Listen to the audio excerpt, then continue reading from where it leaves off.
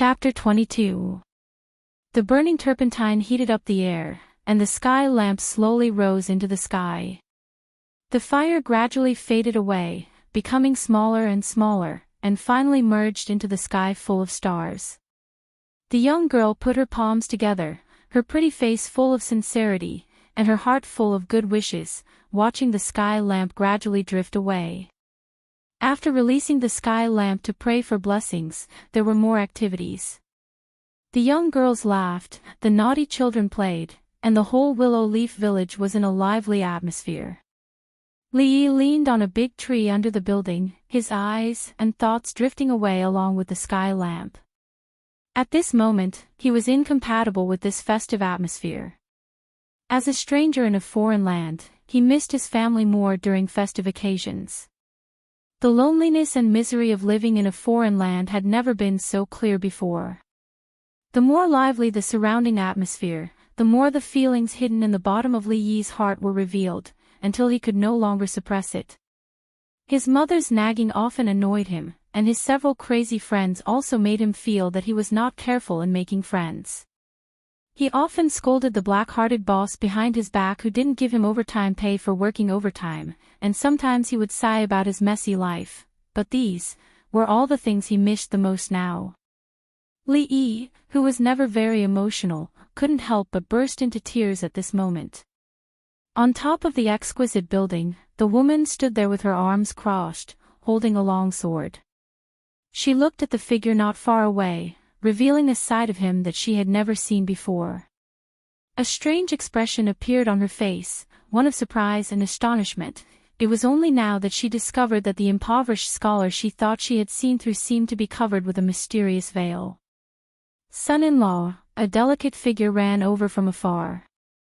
The young servant girl's pretty face was full of smiles, and her eyes curved into crescent moons. She lifted the hem of her clothes and said to Li Yi as if showing off, "Son-in-law, I stole some fruit from there." Suddenly, as if she found something, her clear voice became panicked. "Son-in-law, why are you crying?" Li Yi waved his sleeves and wiped the tears on his face without leaving a trace. He smiled and said, "It's nothing, sand got into my eyes just now."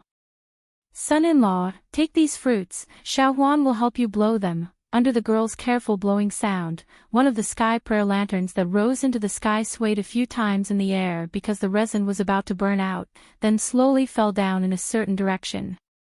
In the dark night, the starlight cast a huge shadow. A magnificent city appeared in the flickering lights. The tall city walls separated the inside and outside of the city into two different worlds. The outside of the city was lonely and cold, but the atmosphere inside the city was almost boiling. The peddlers and shouts were mixed with the deafening sounds of gongs and firecrackers. For the people living in this city, the nightlife had just begun. On the main roads of the city, there was an endless stream of carriages and horses even before the sky turned dark. Outside the tall courtyard walls of some wealthy families, there was occasionally a corner of a colorful building. In the streets, alleys, brothels, and restaurants, all kinds of goods were displayed at the entrance, competing with each other in luxury. The ripples were clear and crystalline, reflecting the flickering lights on the surface of the river. There was an endless stream of pleasure boats and small boats. Singing and laughter lingered on the surface of the river, rising and falling again. And at this time, on a slowly moving two-story pleasure boat, a small poetry gathering had already reached its climax. "Brother Sue is so talented, I am ashamed. Tonight, Brother Sue's beautiful poem will probably take first place. It's just a coincidence. Naturally, I don't dare to say first place. I still need everyone's comments. Brother Sue is too humble. In terms of Qishi poems, no one here can compare to you." It seemed that a young scholar had made an excellent poem, attracting the admiration of the people around him. After a few excuses, youth Su couldn't help but show a proud expression. Although tonight was only a small poetry gathering, the participants were only a few not famous poetry societies. Even if their works could take first place, it could only be circulated in a small circle. By tomorrow, it would probably be drowned in the vast sea of poems. But at the very least, at this moment, the youth surnamed Sue enjoyed the praise of the people around him. If a female singer were to sing it later, his vanity would be greatly satisfied. Humph, don't you think it's too early to say such nonsense before the poetry gathering is over? In the midst of all the praises, there was a sudden cold snort, which was particularly harsh. Everyone turned their heads angrily and saw a few figures walking towards them. It's the Bailu Poetry Society.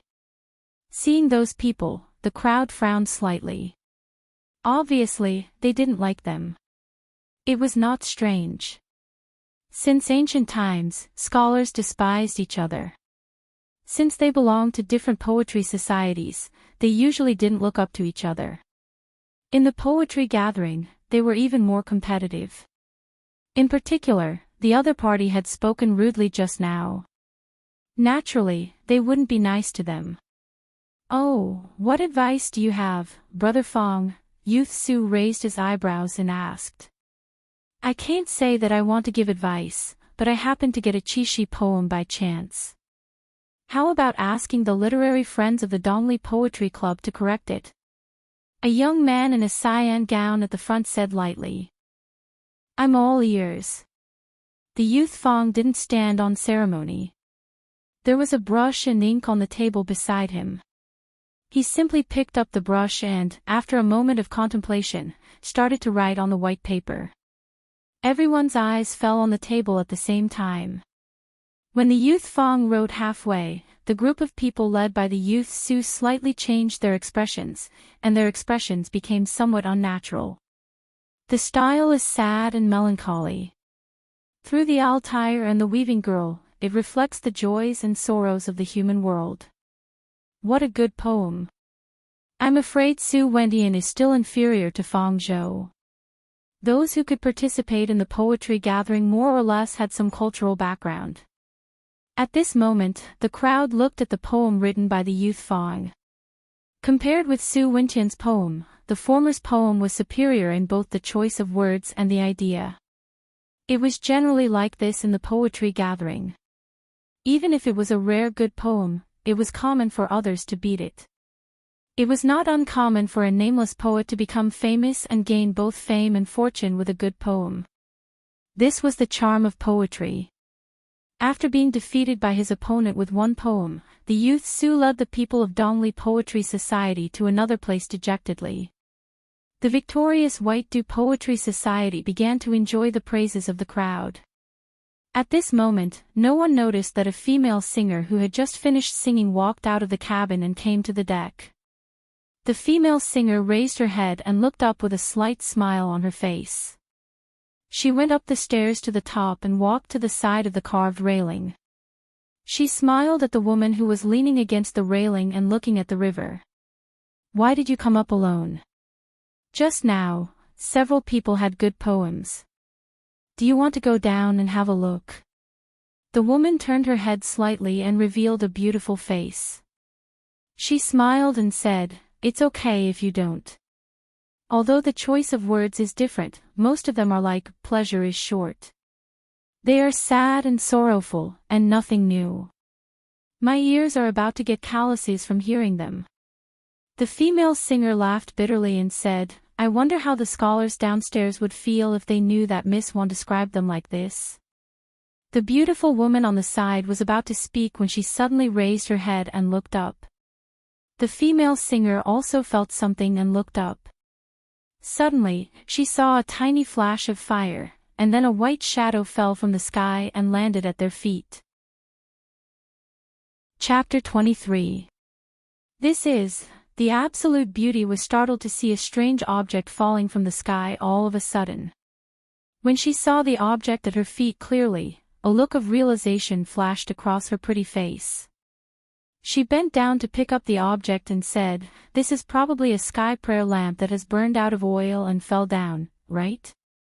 According to the tradition of the Jing Kingdom, there would be people releasing sky prayer lanterns to pray for blessings on every festival, especially on the Double Seventh Festival and the Lantern Festival. Rosin or oil-stained cloth would eventually burn out, so it was not strange to pick up a sky prayer lantern on the night of the double seventh festival. There are words on it, look at what's written. After being stunned for a moment, the female singer glanced at the sky prayer lantern in the lady's hand. An interested smile surfaced on her face as she spoke with a smile. The young girls of the Jing Kingdom would usually write their wishes on the sky lamp when they released it on the double seventh festival. Most of them prayed that the weaver maiden would bestow them with a Rui husband, or bless them with feelings and peace. Everyone had a heart for gossip, let alone women. Even if they did not know a woman's secret, they would still be very interested. I'm afraid this is not what a gentleman would do. The absolute beauty looked hesitant. We are young girls, we are not gentlemen. The female singer chuckled and took the sky lamp from the girl's hand. When she looked over, the first thing she saw was a painting. Actually, at first glance, the female singer was not sure if it was a painting. It was just a simple outline of lines without any color. It was different from any painting that she knew of, but it was these simple lines that outlined the beautiful scene of a magpie meeting on the bridge. The female singer was stunned for a moment as she had never seen such a strange painting. This painting. When the peerless beauty moved closer, a look of amazement appeared on her face. She muttered, "What a great magpie bridge meeting. I've never seen this kind of painting before. Although it's a little too simple, looking at it, it's quite interesting." The female singer's gaze lingered on the painting for a moment, then she said, "There are words here." However, when she saw the words beside the painting, she could not help but laugh. It's baring its fangs and brandishing its claws without any rhyme or reason. I'm afraid it was written by an ignorant child. Then, he sighed and said, "It's a pity for this painting." Just as he was about to throw the sky prayer lantern away, the beautiful woman beside him suddenly said, "Wait a moment." She reached out to take the sky prayer lantern and carefully read the words on it. Immortal Magpie Bridge. When the absolute beauty recited these 3 words, the female singer's expression changed, and she blurted out, "It's the Qixi poem." As a songstress, most of the songs she sang were famous poems. This time, she was invited to participate in the Qixi poetry meet. When there was a good poem, she would sing it. She couldn't be more familiar with the names of these words. The beautiful woman nodded and ignored the crooked handwriting. She continued to read aloud. Delicate clouds play tricks, the flying stars spread hatred, the silver river passes in the dark. The courtesan nodded her head, and a look of praise appeared on her face. It's actually a new poem, and the use of words is exquisite. I'm afraid that the scholars downstairs wouldn't be able to come up with the first line. However, although the choice of words is exquisite, the intention is not enough. Flying stars spread hatred, still can't escape the pattern of the Qixi poetry meet. To these songstresses, they might not be able to come up with a good poem, but they had sung poems for many years. When it came to judging poems, they could be considered experts. Her evaluation of the first line was rather pertinent. However, at this moment, the songstress didn't see that when the lady next to her looked down again, her face gradually brightened. Delicate clouds play tricks, the flying stars spread hatred, the silver river passes in the dark. When the golden wind and jade do meet, it surpasses countless in this world. After reciting the poem, before the songstress could speak, the absolute beauty couldn't help but comment, a sudden turn of the peak, turning hatred into pity. What a good, when the golden wind and jade do meet, it surpasses countless in this world. Just this one line is better than thousands of lines by others. Actually, when the words reached this point, the idea and outline had already emerged. This poem was obviously different from the mournful style of the Qixi poems in the past. It was written in a different way. While it was graceful and subtle, it also left an endless aftertaste. The Qixi poetry meet had always been the theme of scholars. Since ancient times, it was unknown how many lines had been left behind. Although the choice of words was different, most of them followed the traditional theme of joy is short, and the style was sad and mournful. In contrast, this poem took a sudden turn of the peak, and was different from the usual. There was no resentment or hatred. Just from the idea alone, it was a level higher. Where's the lower palace? Quickly recite it. At this moment, the songstress was completely attracted by this poem, and couldn't help but urge. Even without the songstress's urging, the absolute beauty's gaze had already turned to the lower palace. This time, the songstress waited for a long time, but there was no sound. When she turned her head to look, she realized that the absolute beauty's face had already undergone some obvious changes. She revealed a formal expression, and muttered a few words. Chapter 24. It was hard to leave one's homeland. On the night of the double seventh festival, while others were busy dating girls, Li Yi couldn't control his emotions and tears streamed down his face because he missed his homeland. After missing his homeland enough, he still had to continue living. He didn't want to think about what the future would be like for the time being. What Li Yi should think about now was how to lead his family to prosperity. He said that the pain in the wind and rain is nothing. Wipe your tears and don't be afraid. At least we still have dreams. The servant girl was worried about her son-in-law and secretly hid outside the window to eavesdrop. When the strange singing in the room gradually disappeared, the servant girl looked up and felt slightly relieved. She also prepared to go back to her room to sleep. The sky was full of stars. As it was midnight, the lively atmosphere in the Willow Leaf village gradually died down. A little further away, the sword-wielding girl leaned against a willow tree that was as thick as a few people. She sensed the steady breathing in the room not far away from her. She slowly exhaled a mouthful of murky air and disappeared into the darkness. At this time, Li Yi, who had already reunited with his homeland in his sweet dream, didn't know that because of his unintentional action, an invisible wave was gradually rising somewhere far away, back to the pleasure boat. When two young scholars walked into the cabin, they were still in a trance as if they had suffered a great blow in their lives. At this time, there were already people surrounding them. Brother Fong, how is it? How did Lady Ruoqing evaluate it? Tonight's double seventh festival poem was first place. Brother Fong must have been in the limelight in front of Lady Ruoqing this time, right? Of course. Brother Fong's poem, even in a large poetry gathering like Bishuan and Zhaowen, can be considered a masterpiece. Just now, after a round of competition, the scholar named Fang Zhou used an excellent Qixi poem to beat everyone else and took first place in the poetry meet. Everyone praised him generously. That poem was indeed a masterpiece. Even if it was placed in one of the most popular poetry gatherings tonight, it wouldn't be buried.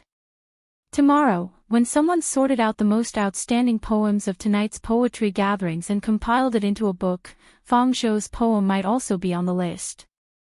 At that time, he would probably become famous. Just now, he had taken it out for Miss Ruoqing to appraise. Now that he had returned, everyone came forward to ask him about it. If he had heard everyone's praises just now, the scholar named Fang Zhou would definitely have enjoyed it immensely. However, at this moment, he only felt an indescribable irony. He smiled bitterly and said, regarding the matter of first place, everyone, please do not mention it again. My words are really not worthy of these two words. Sigh, Brother Fang is too humble, indeed. When it comes to Qixi poetry, no one here can compare to Brother Fang. When the crowd heard this, they all laughed and spoke, thinking that he was just being humble. Fang Zhou only shook his head and smiled bitterly. His expression was extremely awkward. After a while, the crowd also noticed that he was acting strangely, and the atmosphere finally began to change. Could it be that Brother Fang has seen an even better poem? Scholar Fang smiled bitterly and nodded. He took a few steps forward and walked to a table. He slowly said, just now, I heard Lady Ruoqing recite another Qixi poem outside. Everyone, please take a look. With a wave of the brush, 3 large words appeared on the white paper. Immortals at the Magpie Bridge. As each and every word was written out from Scholar Fong's hand, the noise in the hall gradually disappeared. Only the sound of the scholar's breathing gradually became heavier. When the last line of the poem was finished, the surroundings were so quiet that even a pin drop could be heard. After a while, a huge uproar drowned the entire room. Li. The singer and the beautiful woman muttered this name as they walked down the stairs. Suddenly, she turned her head and asked, "Does Ruoqing know this scholar?" The beautiful woman had also been thinking about this question. She shook her head and said, "I've never heard of him before. But for the sky prayer lantern to be picked up by you and me, he must be a scholar nearby. But this name is really unfamiliar. With the standard of a normal scholar, I'm afraid they would never be able to write such a good poem in their lifetime. Could it be one of those few?" A look of suspicion appeared on the singer's face. She then said a few names. These people were all famous scholars in Qing and Prefecture. Their accomplishments in poetry were very deep, and many of their poems were widely read. Putting aside the fact that the name is different, just this handwriting. The lady named Ruoqing shook her head. After hesitating for a moment, she finally said, "Just this handwriting alone is not something that an ordinary scholar could write." There was another sentence that she didn't say. With her accomplishments in poetry, she could naturally see that even the people that the singer had just mentioned were far from being able to write such a poem. After a while, the two of them had reached the door of the hall. The singer pushed the door open and the two of them stepped in. Suddenly, they felt that the atmosphere was a bit strange. When they looked up, they found that the hall was frighteningly quiet. The scene of loud chatter was no longer there. Everyone was looking at them with a strange expression. The two women's hearts shook. They didn't know what had happened. At this moment, the scholar surnamed Fong stepped forward and smiled bitterly at the beautiful woman. He raised his hands in a fist salute and said, "Miss Ruoqing is very talented. Now that this, immortal of the Magpie Bridge, has appeared, I'm afraid we don't need to write Qixi poems in the future. I didn't think that Miss Ruoqing was such a talented woman. My apologies. If you have such talent, why hide it earlier?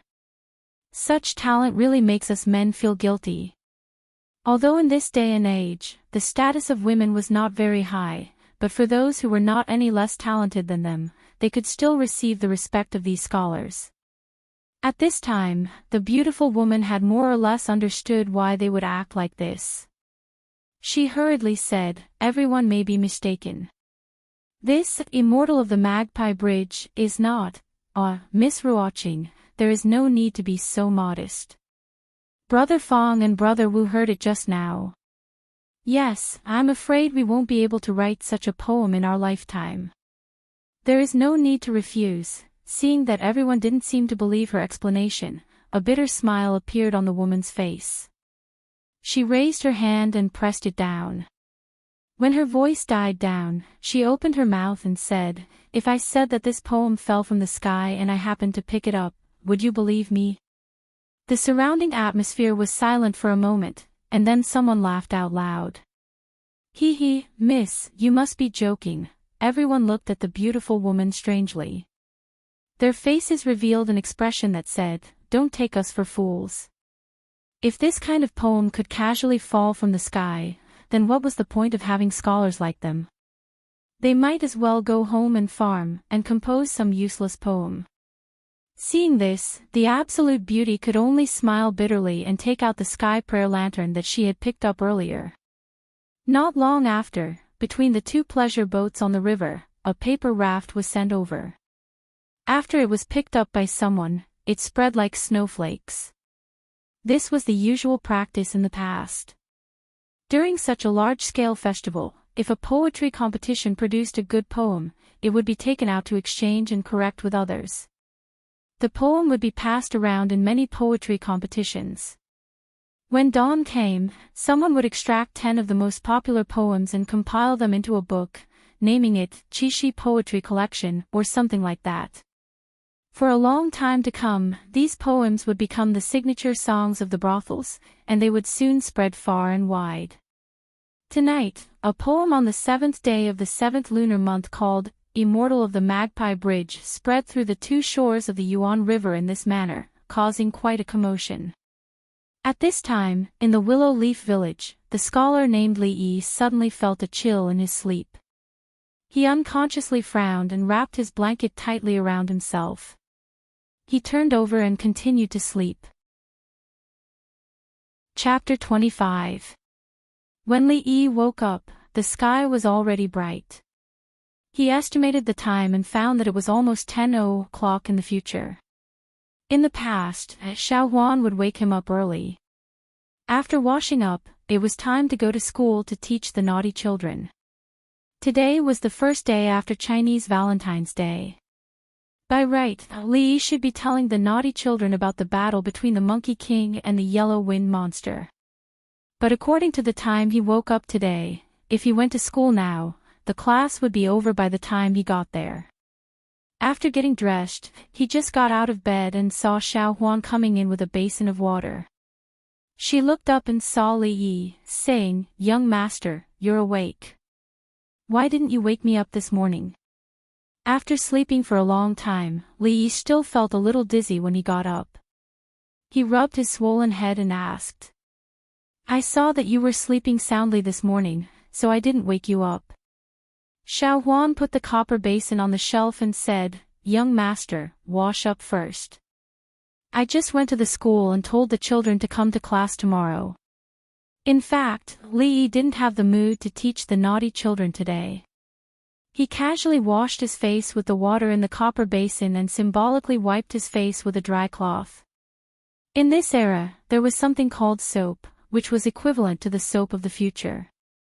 But it was used by high officials and nobles to wash their faces or bathe. Ordinary people couldn't afford it at all. Li Yi had long been thinking about how to make soap. As an Aquarius with a little obsessive-compulsive disorder, it was hard to bear not being able to wash his face clean every day. After washing his face, he dipped a willow branch in a little salt and brushed his teeth simply. Salt was still very expensive in this world, almost no poor people would use salt to brush their teeth. But he did not want to learn from Xiao Huan, chewing on willow branches to clean his teeth. That thing tasted too bitter. It was not that bad. When he walked out of the door, he happened to see Lu Rui coming back from outside. Her forehead was slightly sweaty. She should have just come back from practicing. She just glanced at Li Yi and didn't say anything. Then she went back to her room to take a bath. Li Yi's room was in the front yard, while the backyard was Xiao Huan and Lu's sister Rui's room, which he had never entered. Looking at Rui's disappearing figure, Li Yi's lips twitched. She was pretty and thick-skinned. She had cheated him of a few hundred copper coins, yet she still pretended that nothing had happened.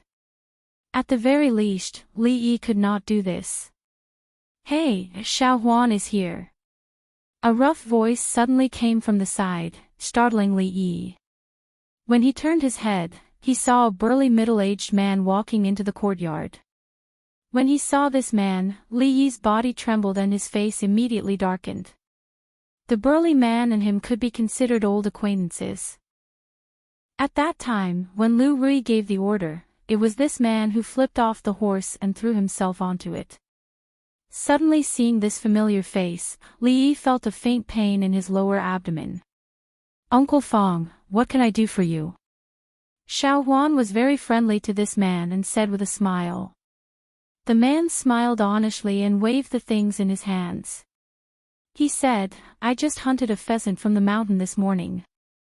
Take it and stew it for Miss to nourish her body." Only then did Li Yi realize that the man was carrying two unknown objects in his hands. A golden crown, colorful feathers, a red belly, and long tail feathers, a red-bellied golden pheasant. Li Yi glanced at the man.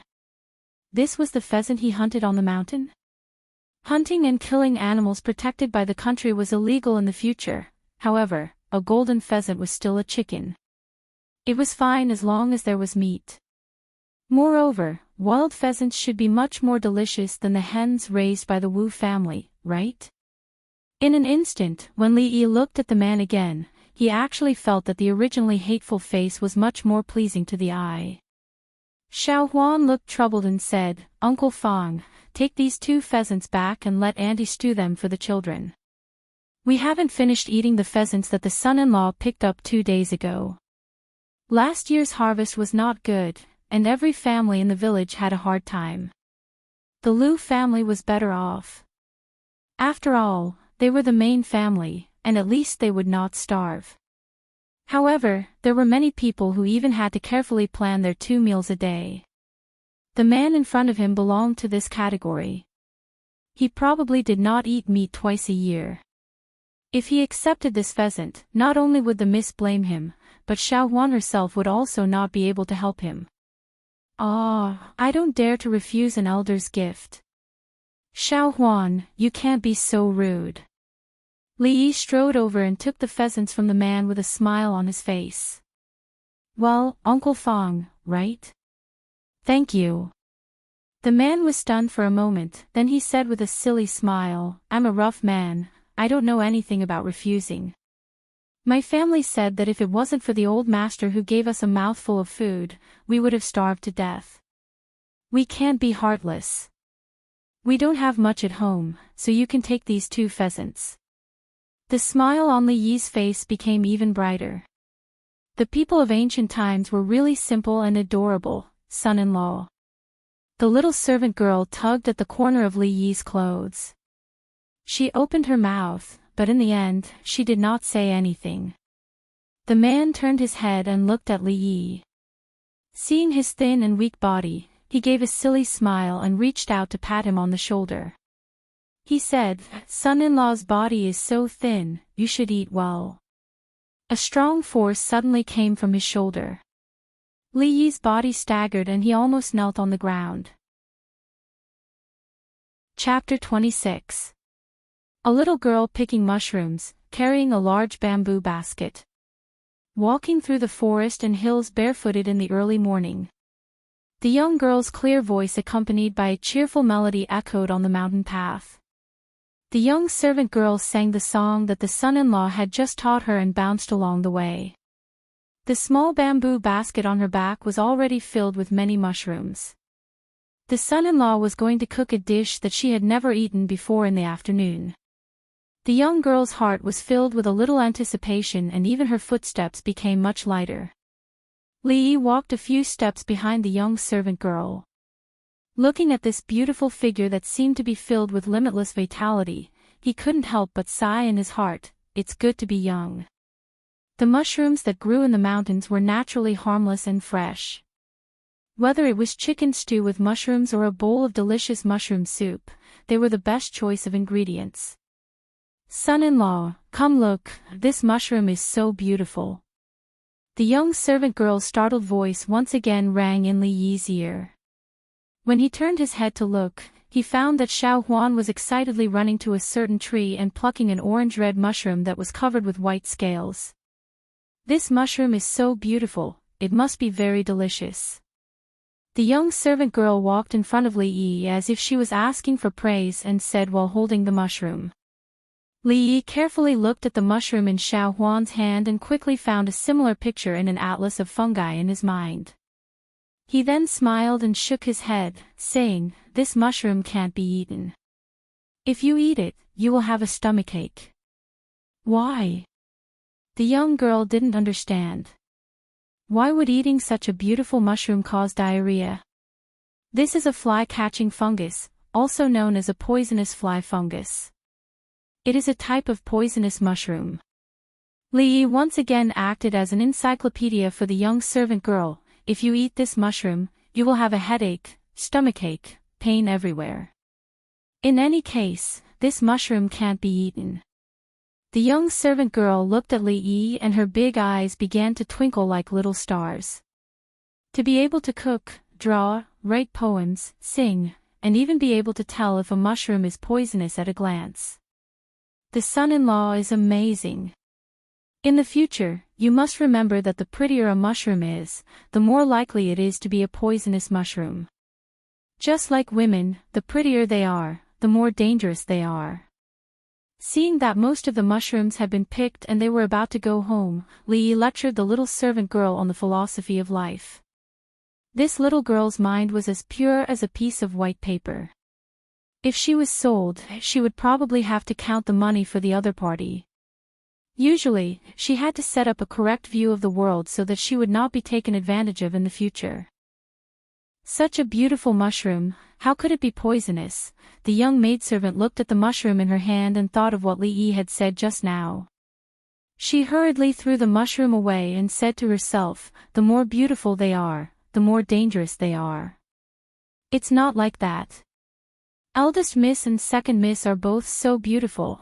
As she said that, the young maidservant's pretty face blushed and she muttered softly, actually, Xiao Huan is also quite beautiful. She looked up and realized that Li Yi had already walked more than 10 steps away. She immediately stopped thinking about these things and hurriedly chased after him. Son-in-law, wait for me. When Li Yi and Xiao Huan returned to the stockade village, along the way, there were many people who greeted Xiao Huan. Li Yi memorized each and every one of these people's faces in his heart. Generally speaking, those who were friendly to Xiao Huan were all on Lu's sister Rui's side. When they passed by one of the houses, they saw a brat about 7 or 8 years old, who was wearing coarse clothes and had patches all over his body, squatting at the door and eating. When he heard someone coming, he looked up and timidly called out, "Sister Xiao Huan." This mischievous child, Li Yi, looked very unfamiliar.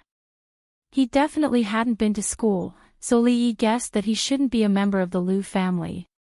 Most of the people in the Willow Leaf village had 2 meals a day, and the time was not fixed.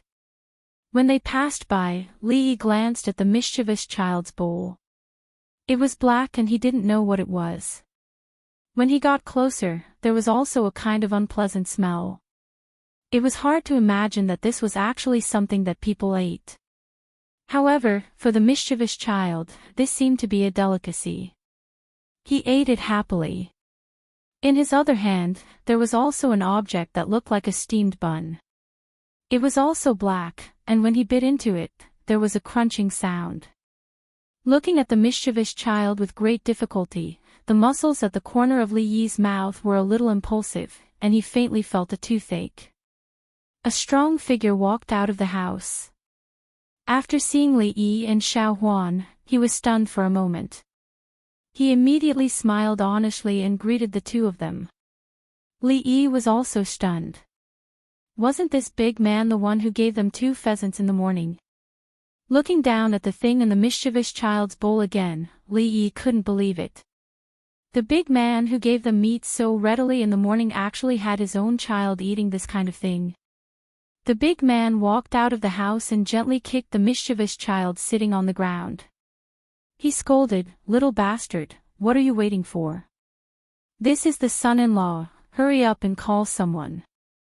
"Greetings, son-in-law." After being kicked by his father, the mischievous child put down the bowl and cornbread and timidly barked. "Woof!" A yellow dog ran out of the house. Perhaps it felt that the young man in front of it was very unfamiliar, so it barked at Li Yi twice. Suddenly, it fiercely sniffed its nose. When it glanced at the cornbread on the side, its eyes suddenly lit up. It bit the cornbread and disappeared in front of them at a shocking speed. Seeing this scene, the mischievous child was stunned, Xiao Huan was stunned, and Li Yi was stunned. The big man was also stunned. However, in the next moment, Li Yi suddenly heard an explosive roar in his ear.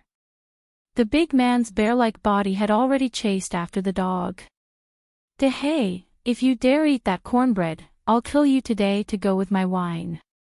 Seeing the figure of the man and dog disappear, Li Yi looked down at the bowl of black food on the ground that emitted a strange smell.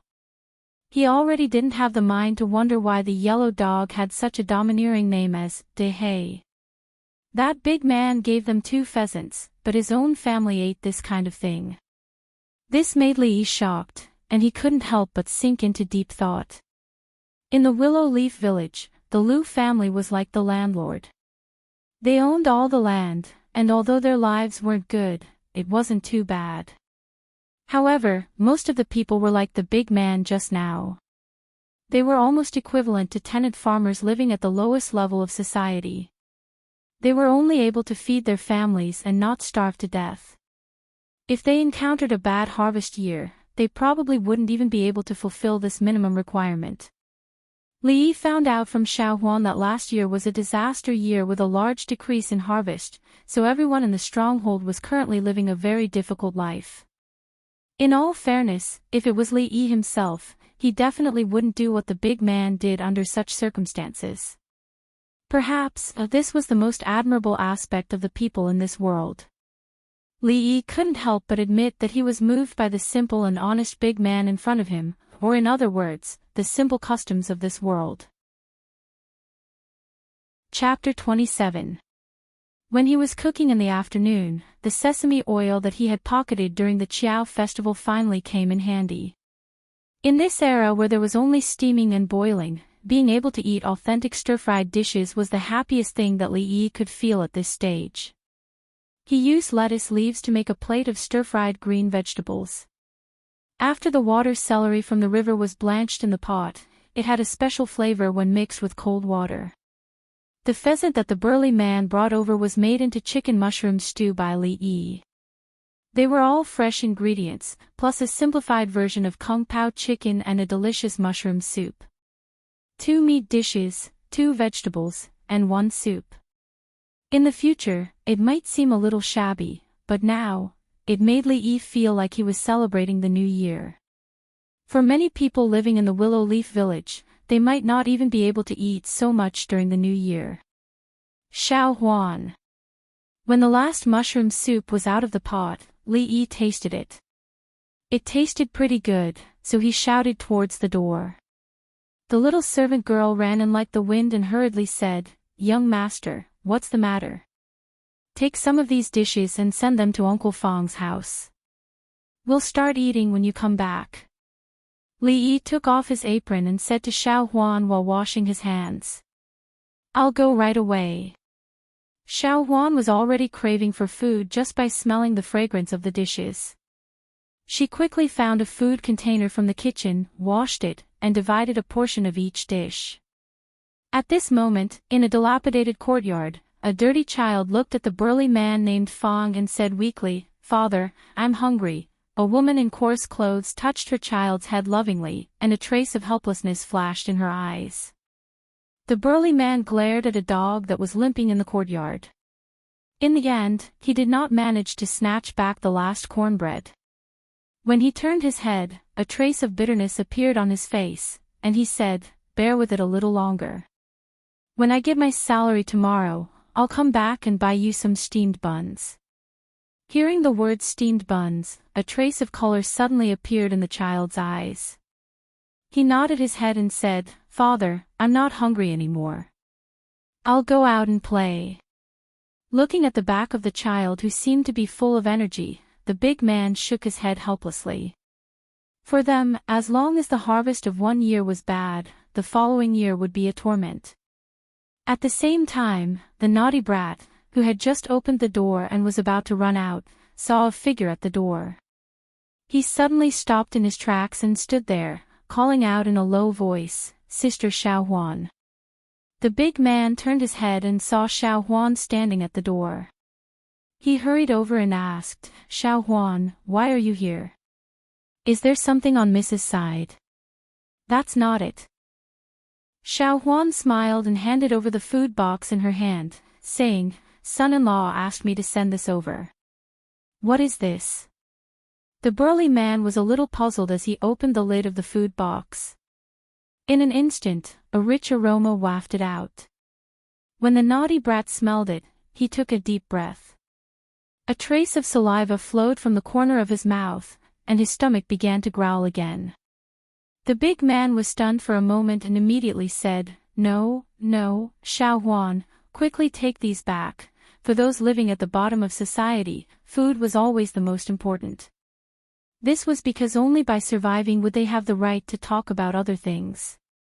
The food that the burly man usually ate at home was just a few grains of rice mixed in with some wild vegetables, and that was enough to last them through the winter. However, there were vegetables and meat in the food box. Just the aroma alone was enough to make him drool.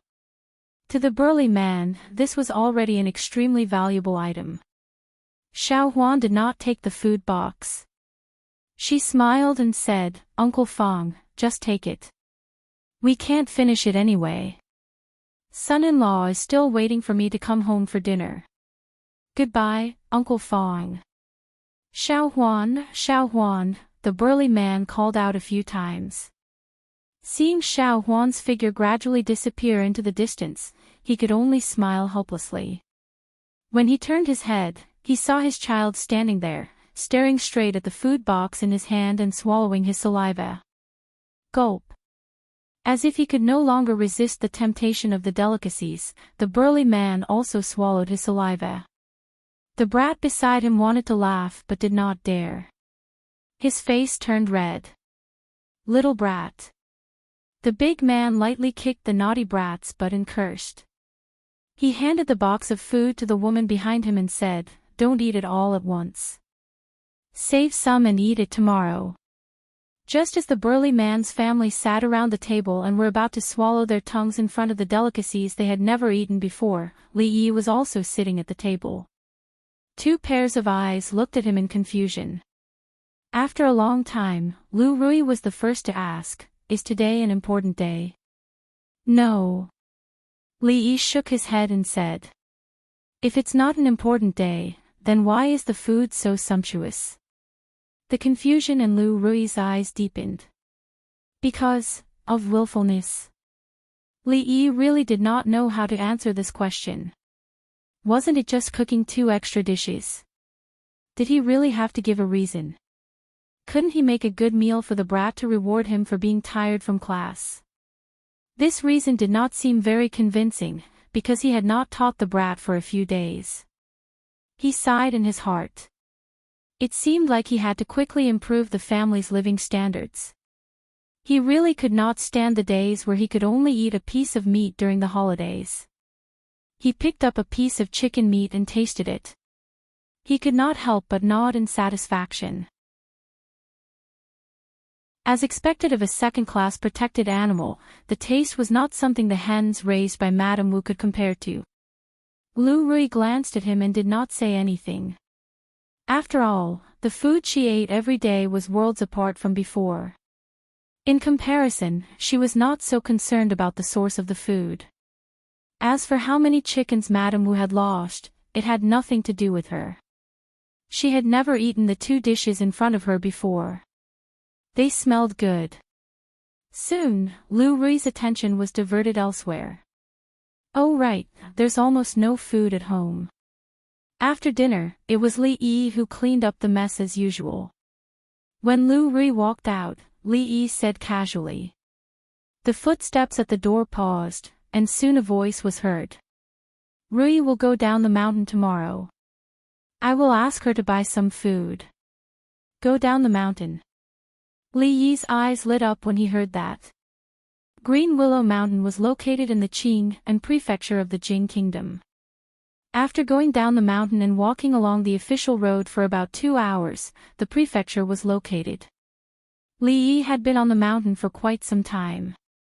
Although he had 100 copper coins in his wallet, he could not spend them on the mountain. He had long wanted to see the prosperous world below the mountain and experience the luxurious life of the ancient times. He wanted to know what it was like. Chapter 28. The Anqing Prefecture was located in the southwest of the Jing Kingdom. It was once the capital of the Jing Kingdom and was extremely prosperous. It was the second largest capital city in the Jing Kingdom after Jingdu at this moment. On the official road leading to the southwest gate of the Anqing Prefecture, a few sturdy horses with shiny fur galloped over. A woman dressed in white pulled on the reins and the horses let out a long neigh in pain.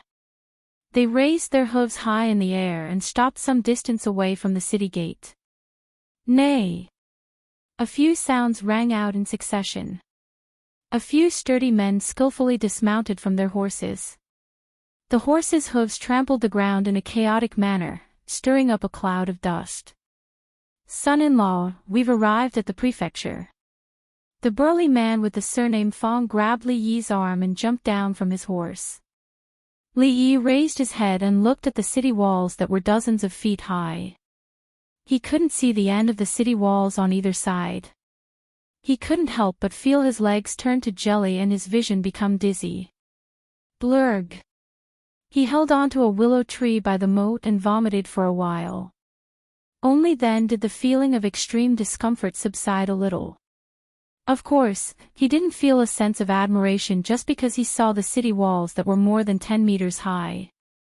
Instead, he used this behavior to express the shock in his heart. The buildings on both sides of the street had never ridden a horse with carved balustrades, the fact that he was still able to stand after being forced to ride on a horse for more than 10 kilometers on a bumpy mountain road was already costumes that Li's body was very which made Li Yi realize once again what kind of world he was in now. The city wasn't as perfect as Li Yi had imagined. The burly man with the surname Fong before he even entered the city gates, the property of his entire body already felt like it was going to collapse. The Jing kingdom had always been short of horses. Son-in-law, your body is too weak. To a large extent, they had to rely on importing horses from other countries to meet their normal needs. The burly man with the surname Fong couldn't help but say when he saw the market was about 70 to 80 taels of silver. He had only ridden a horse for a short while, one tael of silver was about equivalent to 1,000 copper coins. This new son-in-law was good in every aspect, roughly estimated the price of goods in this era.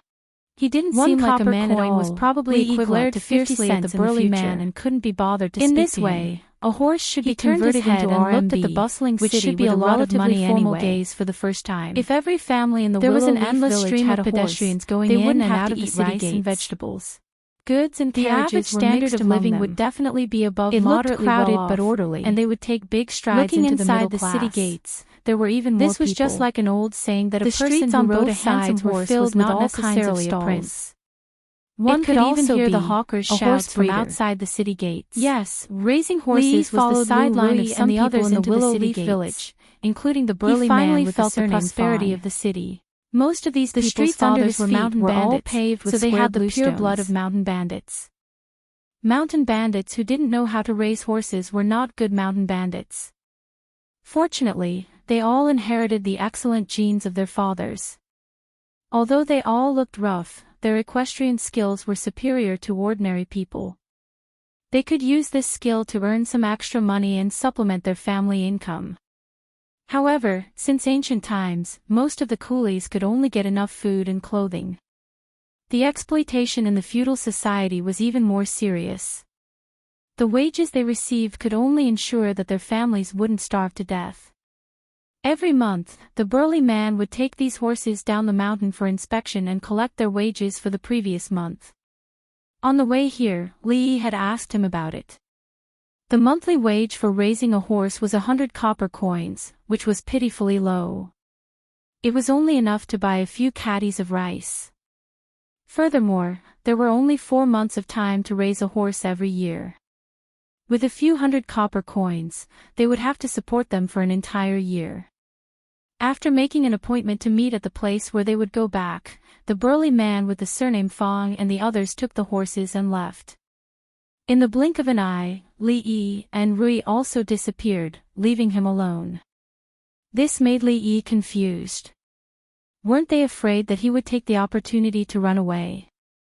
Thinking of the crazy old man who wanted to catch him, he couldn't go back to his previous home.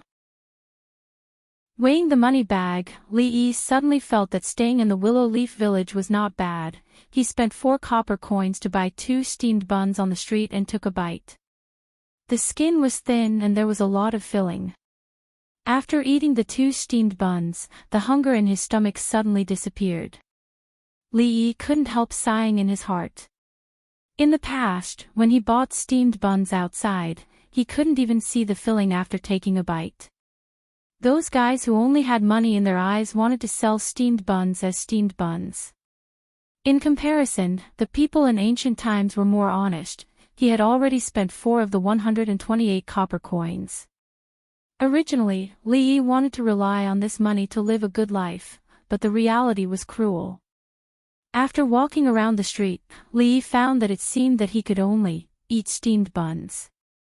Whether in modern or ancient times, he was poor, which made Li Yi inexplicably sad in his heart. Especially after seeing the prosperity of Anqing Prefecture, Li Yi had made up his mind to immediately think of ways to make money when he went back. Modern people had their pride, not to mention that he had a cheating device that could be said to be against nature. If he still lived a life of eating rice and vegetables all day, it would be too embarrassing for a time traveler. While walking around, he bought some vegetable seeds from a roadside stall.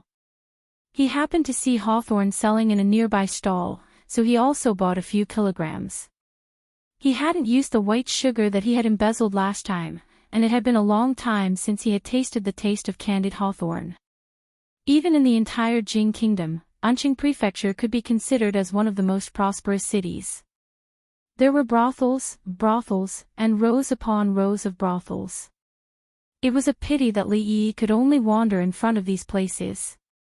After walking around the street, he was a little tired, so he found a corner to rest. This was a street corner with slightly less people. Not far from Li Yi, there was a table and a chair. On the table, there was a brush, ink, paper, and inkstone. There were also some paper tubes on the side. A young scholar was sitting there, holding a thread-bound book in his hands and reading it attentively. These days, when scholars were short of money, it was a very common thing to set up a table and sell paintings and calligraphy on the street. Just as Li Yi was thinking about whether or not he should do the same in the future when he was short of money, a man wearing coarse clothes suddenly ran over from afar. He ran up to the scholar, said a few words while panting, and then left. After the man left, the scholar's expression immediately became a little anxious and nervous. He suddenly raised his head and saw Li Yi standing under a nearby tree. His eyes suddenly lit up, and he quickly walked over. Chapter 29. Under Li Yi's flabbergasted gaze, the scholar walked in front of him and cupped his hands in greeting. With a slightly hurried tone, he said, "Brother, I have some urgent matters at home. Could you help me look after this painting stall for a moment? Once I'm done with the matters at home, I'll rush over as soon as possible." Li Yi could tell that the scholar had really encountered something.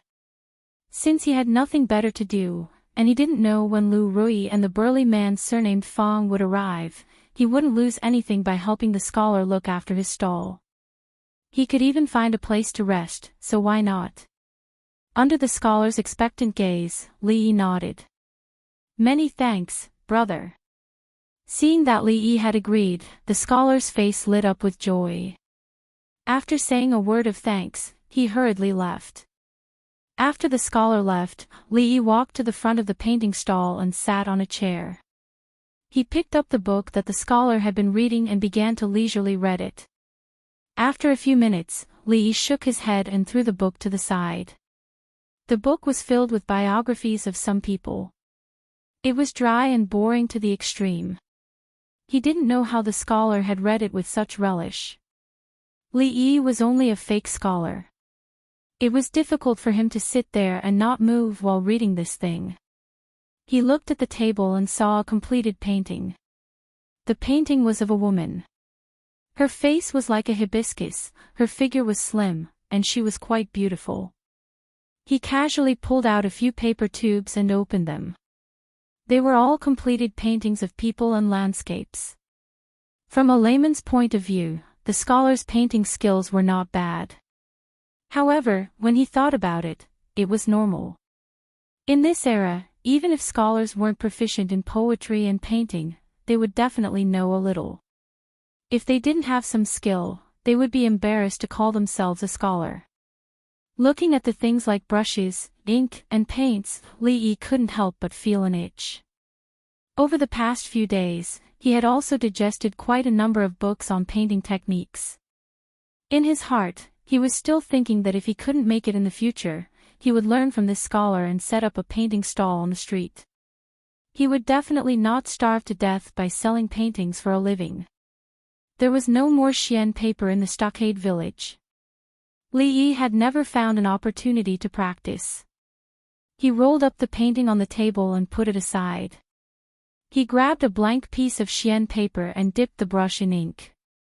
After thinking for a while, he raised the brush and started drawing on the paper. Before long, the outline of a woman's face appeared on the paper. Although the facial features were not drawn, it was not difficult to tell that the person Li Yi wanted to draw was Lu Ri based on the shape of the face. After standing for so long, his waist was sore. It's my first time drawing a 3D character, it was still more comfortable so I'll use her to practice. Why? The young man was stunned when he heard this and asked. Sorry, my principle is to only paint women, not men. Li Yi said lazily. The young man raised his eyebrows. He did not expect that a street art dealer would have such a rule. He looked at him from head to toe and suddenly said, 1 tael of silver. 1 tael of silver. Li Yi heard this and was slightly moved. 1 tael of silver was almost equivalent to 1,000 copper coins. With the current market price, it was enough to buy 2 meters of rice. 1 meter of rice was about 150 caddies. Even if they ate rice every day, it would be enough for a family of 4 to eat for a long time. Looking at this guy's clothes, he did not look like a poor person. Just the jade pendant hanging on his waist was probably worth a lot of money. He should not be lying. However, as a man, how could he bend his back for a mere 2 meters of rice? Li Yi shook his head and said, I won't paint for 1 tael of silver. 5 taels. The young man saw that Li Yi was obviously moved and his lips curled into a smile as he spoke again. 5 taels of silver, 10 meters of rice. Li Yi's expression was conflicted. After a long time, he squeezed out a few words from his throat, I won't paint for 5 taels. As a man, he would not bend his back even for 10 meters of rice. 10 taels. The young man's expression was calm as he spoke again. As soon as he finished speaking, Li Yi abruptly stood up from his chair. This sudden action startled the young man. At the sight of this scene, a few figures who were squatting in a corner nearby stood up abruptly, their hands involuntarily reaching for their waists. At this moment, Li Yi warmly patted the young man's shoulder and smiled, When I first saw you, I felt a sense of familiarity. Now that I think about it, you look very much like an old friend of mine. Based on this point alone, what harm is there in breaking the rules today? Seeing that the scholar in front of him seemed to have changed into a different person, the young man was stunned and could not react for a moment. Chapter 30. This scholar is also a wonderful person. After about an hour, the young nobleman glanced at Li Yi and nodded with satisfaction as he held the portrait that Li Yi had just drawn for him. He snapped his fingers lightly and a passerby who was squatting at a nearby stall immediately stood up. He took out a silver ingot from his bosom and threw it on the table in front of Li Yi with a paw sound. The money and goods were settled. Seeing the young nobleman walking away, the passers-by around him suddenly reduced by half. Li Yi imitated the scene in the TV and bit the ingot with his teeth, but he didn't bite anything. He raised his head and saw that the passers-by were looking at him with an unusually fiery gaze. He hurriedly put the silver ingot in his bosom. To some extent, this was the first pot of gold he had truly earned after coming to this world. Don't look down on these 10 taels of silver. With the current market price of 1 tael of silver, 1 tael of silver could buy 2 stone meters of rice. These 10 taels of silver were enough for a family of 4 to live on for several years. Touching the silver ingot in his bosom, Li Yi couldn't help but sigh in his heart. The people in the city were indeed rich. In this way, he only needed to draw a painting like this every day and he would soon be able to live an early retirement life. Of course, this was only the most ideal situation. Except for that nobleman who looked dignified but seemed to have a screw loose in his head, there were probably not many people who would spend 10 taels of silver to buy such a painting. With the silver ingot in hand, Li Yi's mood was much better. He lay comfortably on the chair and basked in the sun while waiting for the scholar to come back. This time, he didn't have to wait for long. The figure of the scholar hurriedly ran over. The two of them exchanged some greetings. The scholar gratefully held onto Li Yi's hand and didn't let go. He kept saying thank you until Li Yi noticed that the passers-by's gazes had changed.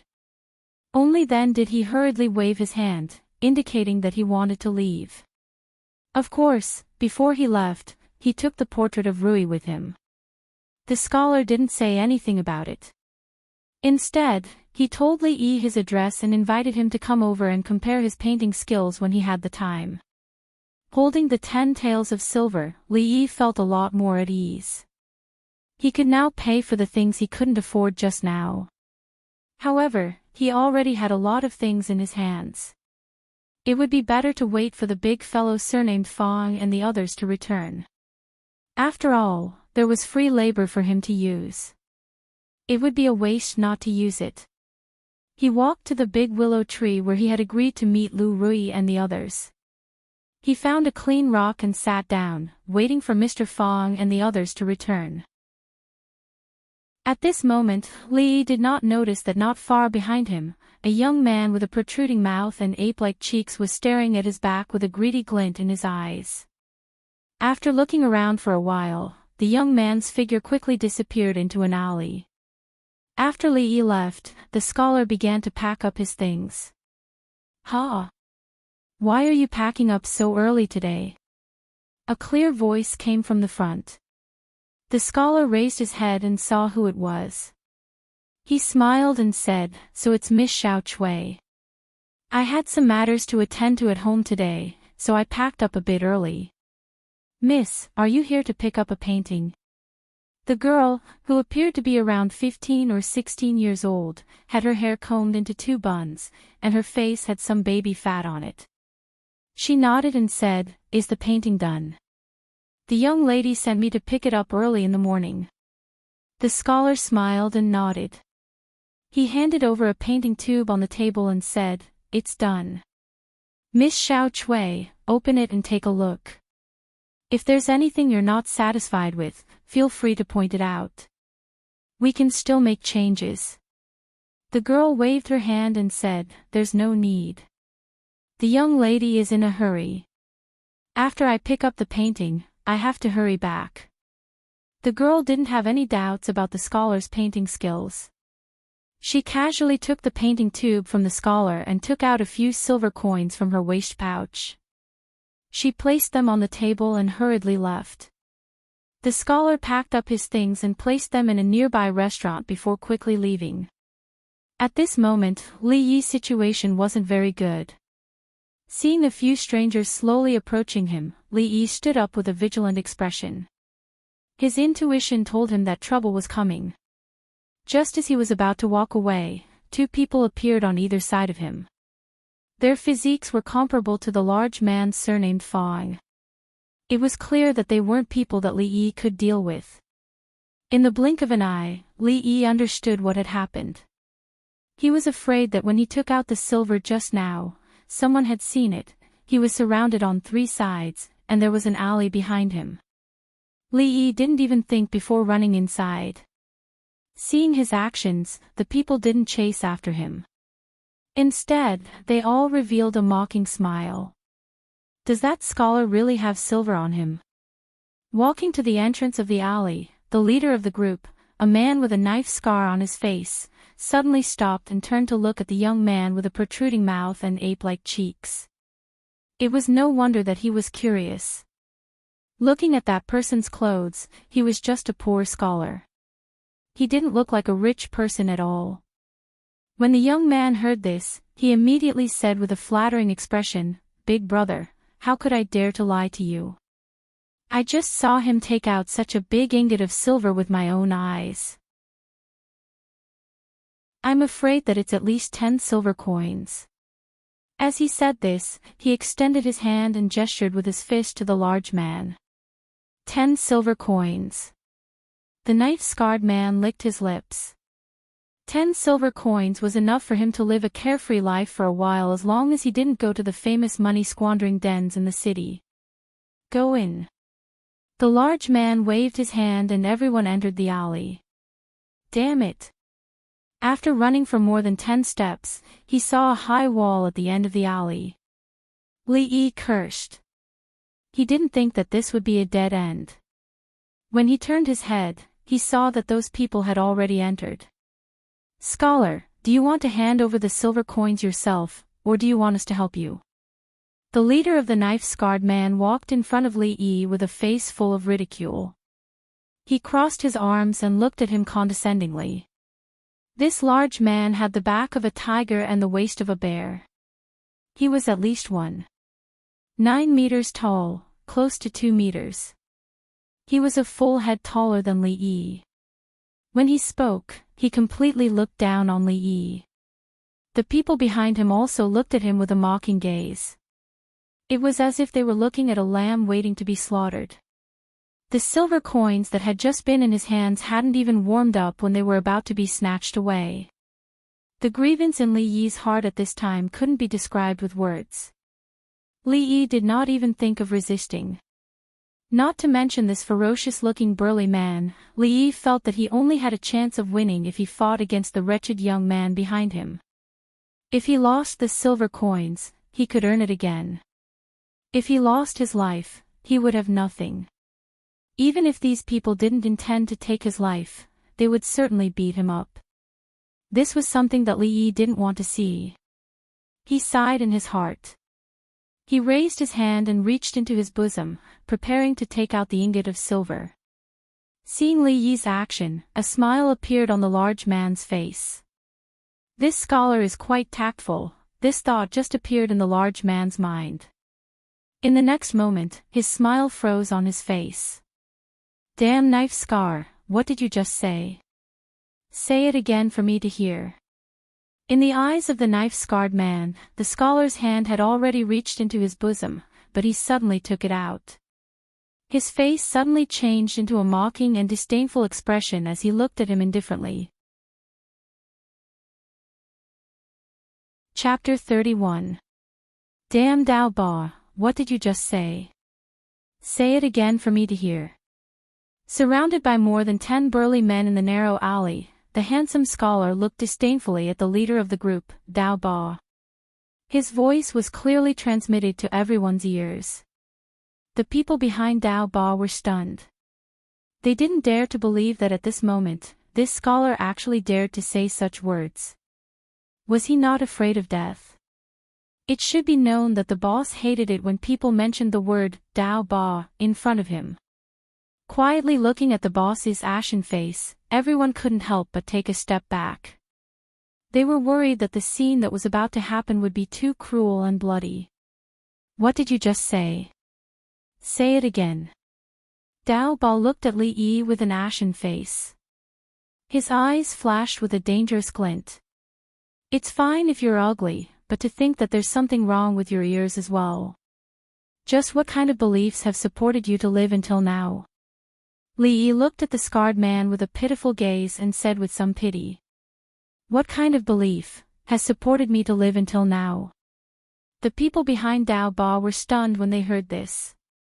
They didn't immediately understand the meaning of this sentence. When it came to scolding people, as a young man of the 21st century, Li Yi's level was clearly several streets ahead of the people of this era. These ruffians who hadn't even read a book, who knew how many brain cells had died. It took a while for them to understand the meaning of this sentence. Afterwards, everyone looked at Li Yi with a strange expression. In their eyes, there was actually a faint kind of worship. This scholar's mouth was too poisonous. These ruffians of the ancient times were usually full of profanities, but it was just trash, stupid pig, and other vulgar words that didn't have any technical difficulty. Those with a little bit of cultural literacy might say a few words in classical Chinese, such as, your mother's maid, your mother is a concubine, and so on, but who would take swearing to such a high level? What kind of belief has supported you to live until now? There wasn't a single profanity in this sentence, but if one were to talk about the meaning, it was more profound than all the swearing. This was simply raising swearing to a new level. Courting death. The scarred man's face had long since turned red. Li Yi's words had successfully aroused his anger, making him want to immediately destroy this scholar in front of him and completely disappear from this world. As he roared, he clenched his fist and smashed it toward Li Yi's face. The 2-meter-tall man had an incomparably sturdy physique. One of his arms was as thick as Li Yi's thigh. The muscles on his exposed arms were bulging, and his sandbag-sized fists carried a whistling sound, full of momentum. If this full-force punch really landed on Li Yi's face, he would probably have to go through another glorious transmigration. However, the man's fist did not land on Li Yi's face in the end. The long sword on his neck was like a bucket of cold water poured on his head, extinguishing all the anger in the man's heart. His fist stopped in midair, and beads of cold sweat rolled down his forehead. Hiss! The surrounding people sucked in a breath of cold air and couldn't help but take a few steps back. Their faces were pale as they looked at the beautiful woman who had appeared out of nowhere and held a cold sword on their boss's neck. The cold light of the long sword was cold and incomparably sharp. It was likely that the woman holding the long sword would cut off the scarred man's head with just a little bit of force. Big brother. When did she come over? Who are you? Quickly let go of our big brother. Heroine, let's talk this out. The group of subordinates wanted to save the scarred man, but they didn't dare to act rashly. They could only stand there fearfully, not daring to take a step closer to the beautiful woman. The one who was the most frightened at this moment was, of course, the scarred man with the long sword on his neck. In the hot weather, the cold long sword was placed on his neck. Feeling the sharpness of the sword, the scarred man suddenly felt a chill from head to toe. He stood there motionlessly, afraid that if he turned his head would fall to the ground. Heroine, spare me, spare me. At this moment, he couldn't care less about his face in front of his brothers. His eyes were filled with fear, and his face was pale as he spoke in a trembling voice. What dignity! What face! How could these things be more important than his life? Li Yi was very satisfied with Lu Rui's timely arrival. Although this sister-in-law was often unreliable and would only cause trouble for him, she was quite reliable at critical moments. At this moment, Lu Rui didn't care about the man's begging for mercy. Instead, she looked at Li Yi with a strange expression, as if she was seeing him for the first time. No one knew what she was thinking. Li Yi was a little frightened by her gaze. He hurriedly looked away, and when he looked at the scarred man again, a trace of anger appeared on his face, and he kicked his butt. Robbery! Robbery! That's what you get for not learning well. The dozen ruffians behind the scarred man glared at Li Yi angrily when they saw their big brother being humiliated by the weak scholar, but no one dared to act rashly. As for the scarred man, he only felt an unprecedented sense of humiliation in his heart. He wanted to tear the scholar into pieces, but he could only endure it, because the sword was still on his neck. Stop fighting, let's go. After Li Yi kicked him a few times, Lu Rui looked away from his face. Li Yi only felt a blur in front of his eyes, and her sword had returned to its scabbard. Li Yi was stunned for a moment, and he immediately retreated to Lu Rui's side.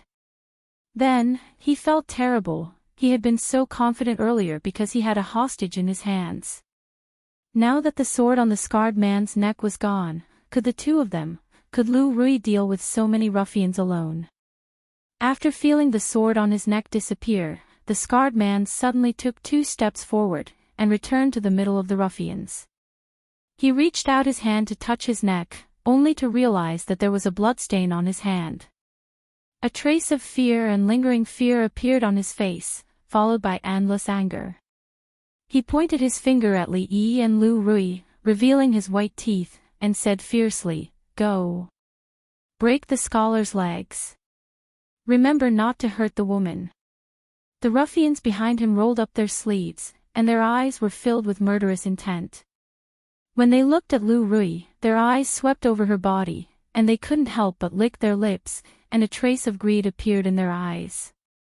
Lu Rui's pretty face did not change as she watched the ruffians approach, but there was a faint trace of mockery and disdain in the depths of her eyes.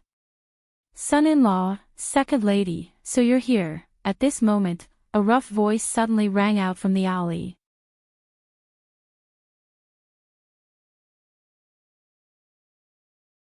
"I've finally made it this time." Almost in the next second, several men behind the burly man surnamed Fong also rushed forward.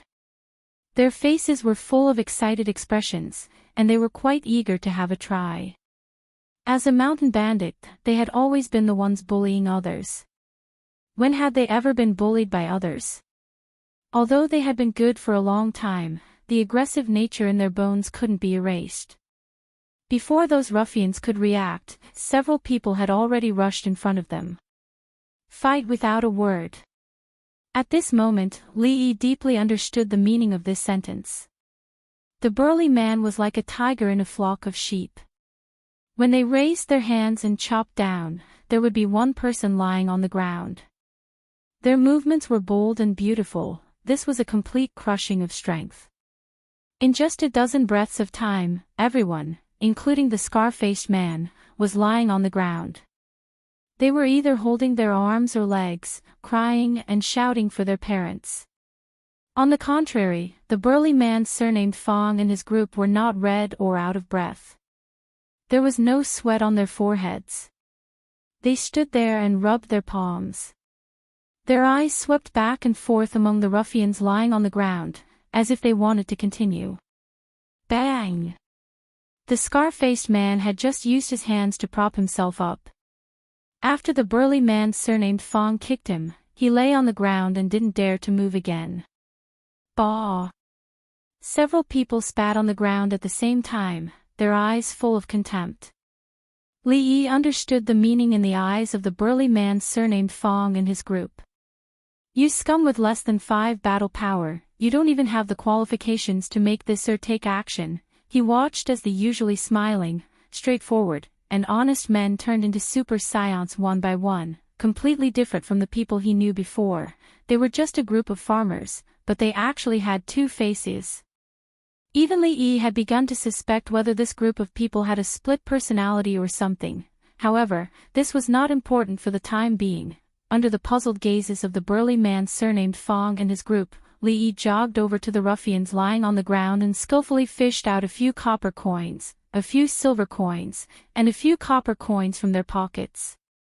At this moment, he was thinking that since the other party wanted his silver, they would naturally have to pay the same price.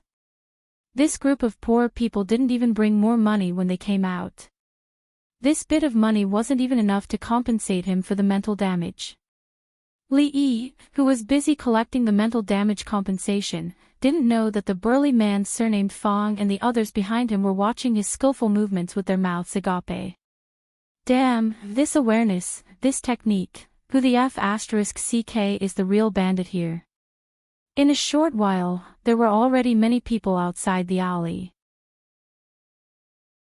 Since ancient times, those who were watching a good show would never complain about things getting bigger.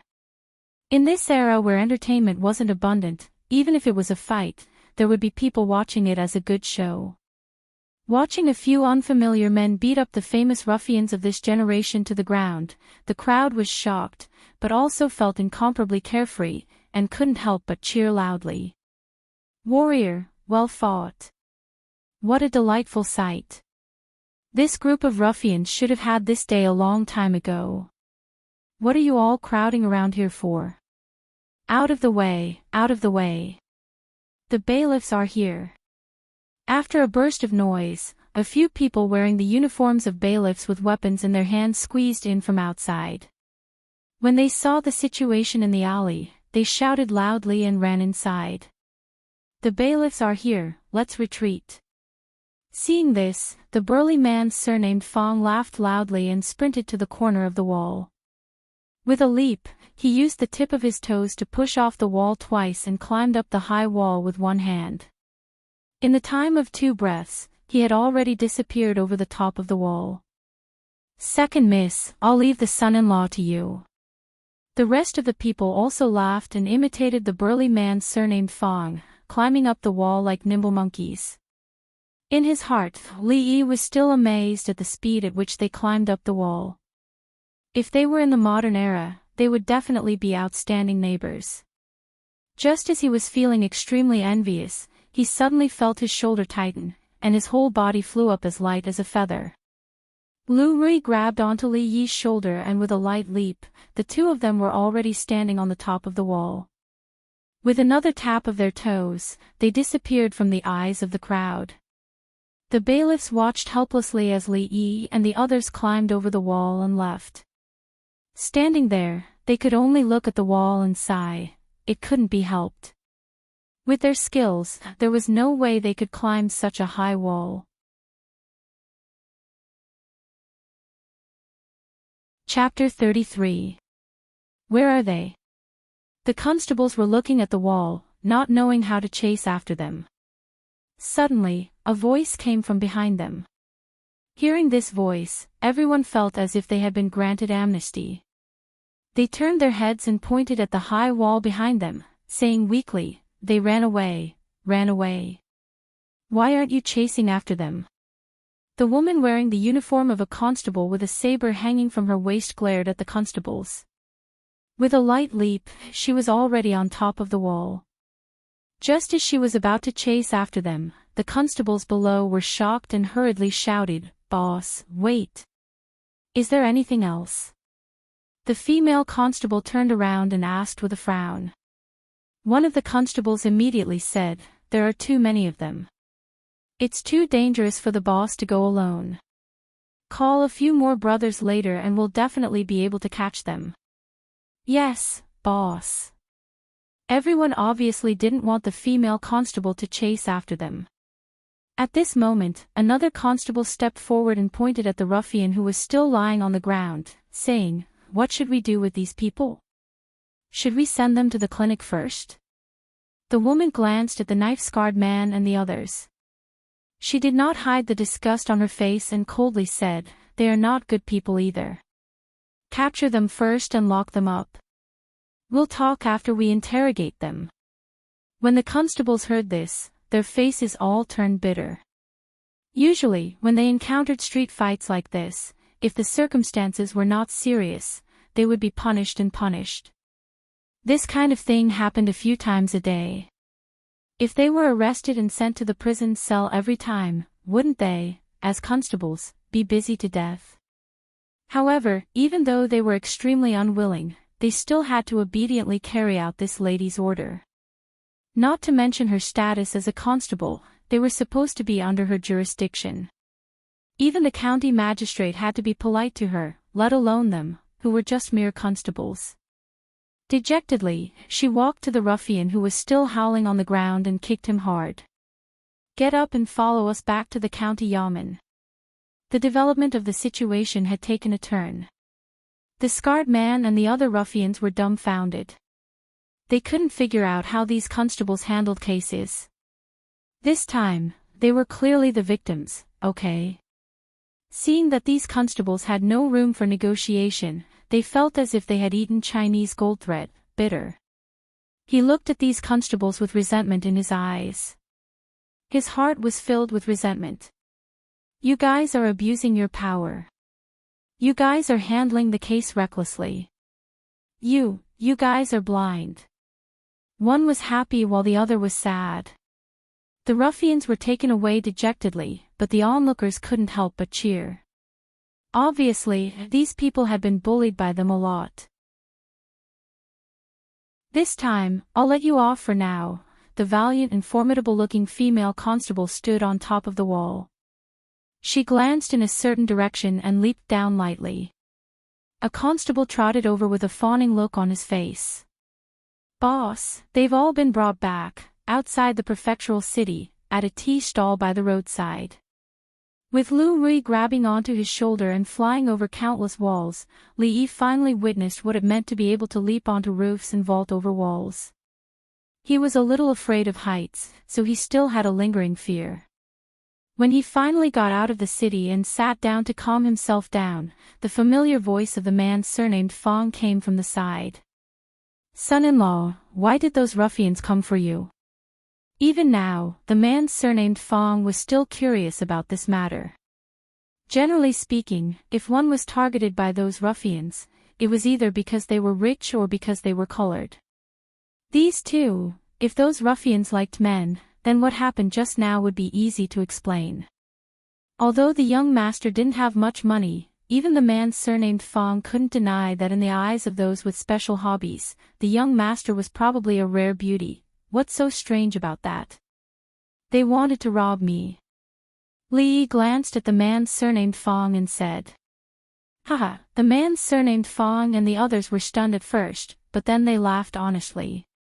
Their faces clearly showed that they didn't believe him at all.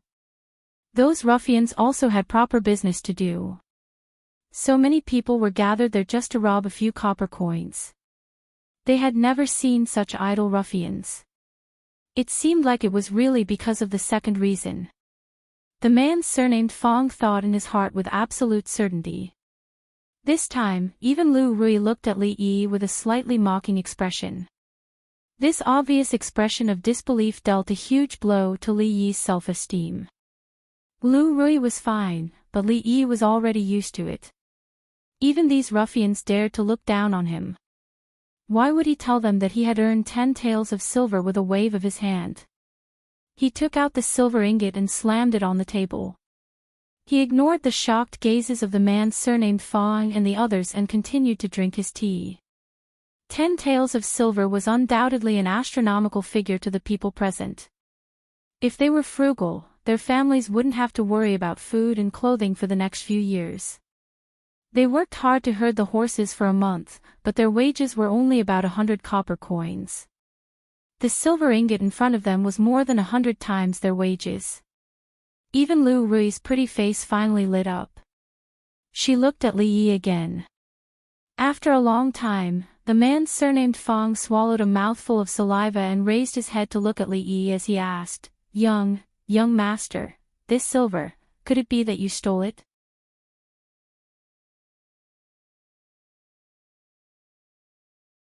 Chapter 34. For any family in Willow Leaf Village, 10 taels of silver was a huge sum of money. Even for Lu Rui, it was the first time she had seen so much money in her life. But at this moment, when she looked at Li Yi, she was thinking about more than this. A few days ago, on Chinese Valentine's Day, the poem Celestial on the Magpie Bridge was widely spread in Willow Leaf Village. Even illiterate girls in the village could recite it completely. Lu Rui did not know much about poetry. When she heard Li Yi's poem from Xiao Huan's mouth, she only found it to be catchy. It sounded rather interesting. Especially the last sentence, if love lasts forever, why stay together day and night, it seemed to make some sense.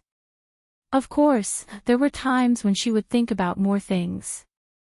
If she didn't have a deep understanding of the relationship between a man and a woman, she definitely wouldn't be able to write such a poem.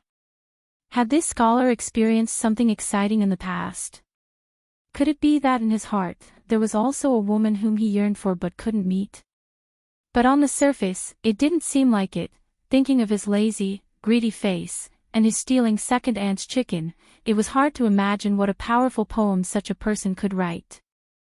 However, she could only think about it in her heart, and it was not appropriate to ask him. As for deeper things, such as whether a poem was good or bad, or how good it was, she had no concept of these things in her heart. Poetry was something that scholars played with. She could grab any scholar off the street and he or she would probably be able to come up with something similar. But after seeing some things with her own eyes, she realized that things didn't seem to be like this. Just now, when she was buying some women's daily necessities on the street, she happened to overhear two women talking about a poem called Immortals of the Magpie Bridge. The content was exactly the same as the one she had heard before. Later on, when they talked about the author of the poem, both of them expressed their admiration for the gifted scholar named Li Yi. Until now, the talented scholar they were talking about gradually overlapped with the lazy figure in Lu Rui's mind. After that, she paid more attention and heard more information. For example, this poem came from a poetry meeting on the night of the Double Seventh Festival. It was said that someone picked up a prayer lantern on a pleasure boat. This poem, which caused an uproar among the literati of Enchanting Prefecture, was written on this prayer lantern. Regardless of whether it was true or not, this rumor undoubtedly added a layer of mystery to the entire matter. However, this was a legendary story that most people only talked about after a meal. There were still a few people who did not doubt its authenticity. Lu Rui was one of them. She saw Xiao Huan's prayer lantern fly with her own eyes. At that time, no one in Willow Village would have thought that the ordinary poem written on the lantern would cause such a stir in a certain place. It was said that the champion of the Qixi Poetry Festival, a famous scholar from Qing and Prefecture, had seen the poem, The Immortal of the Magpie Bridge. He tore his own poem into pieces and said, "I will never write another Qixi Poetry Festival again in this life." This shocked everyone, and it added fuel to the fire of the whole matter. After the poetry meeting, a special person compiled the Double Seventh Festival Poetry Anthology. This poem, Flying Poem from Beyond the Heavens, was ranked first. Just like that, a scholar named Li Yi was known by the literati of Qing and Prefecture, singers, actors, and many women who admired this poem. Those who were chosen to compile the poetry anthology were naturally not ordinary people.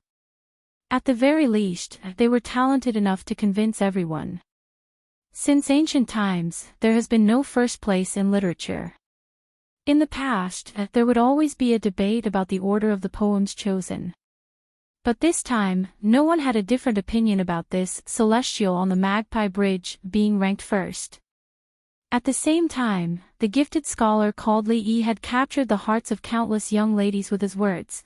If the feelings between the two were to last for a long time, why would they stay together day and night? Of course, it wasn't just those young ladies. Some of the women who had truly experienced the twists and turns of their relationships were probably even more affected by these words. Even though his origin was still a mystery, it did not affect the admiration of the women. Even Li Yi himself did not know about this. Of course, Lu Rui knew about this. Thinking of the intoxicated expressions on the two women's faces as they talked, Lu Rui could not imagine how they would react if they knew that the peerless scholar they admired was this guy in front of her. Of course, she would never have imagined that the poem he had casually composed would be so good. Of all the scholars in Qing and Fu, not a single one could compare. Lu Rui did not know much about scholars. Even now, she still could not accept that the person she had casually snatched was so good. At this moment, she pushed these thoughts aside and lowered her head to see the paper tube that Li Yi had placed on the table. She reached out to take it. Beside her, Li Yi raised his head and saw that Lu Rui was preparing to open the painting. His heart suddenly jumped and he hurriedly ran over, reaching out to snatch it. If she saw that he had drawn her, who knew what she would think? Naturally, Li Yi's speed could not catch up to Lu Rui. She lightly raised her hand and Li Yi pounced on empty air. "What is this?" Seeing how anxious he was, Lu Rui raised her eyebrows and asked. "Nothing, it's just a doodle." Li Yi laughed dryly. He could not tell the truth at this time.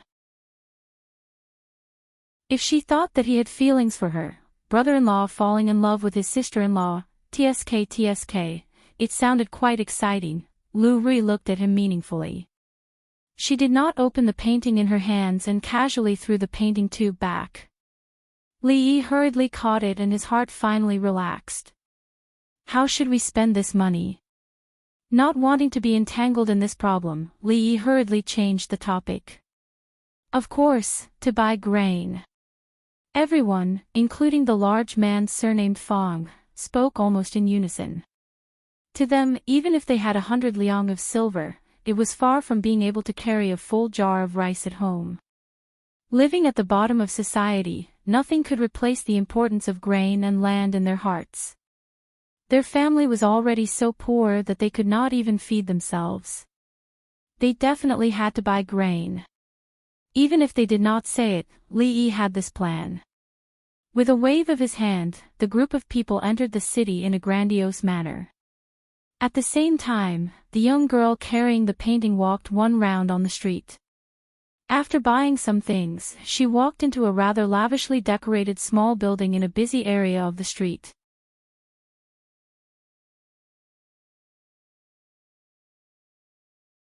Not only were they lifelike, but the feeling of them leaping out of the paper was enough to amaze anyone who saw them. Ah! At this moment, the servant girl also saw the woman in the painting and couldn't help but cry out in alarm.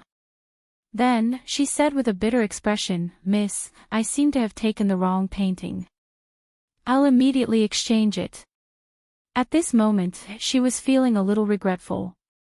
If she had known this would happen, she would have listened to the scholar's words and opened it to take a look.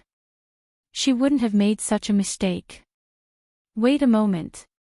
When the woman heard this, she shook her head and thought for a moment. Then, she said, "Leave this painting here.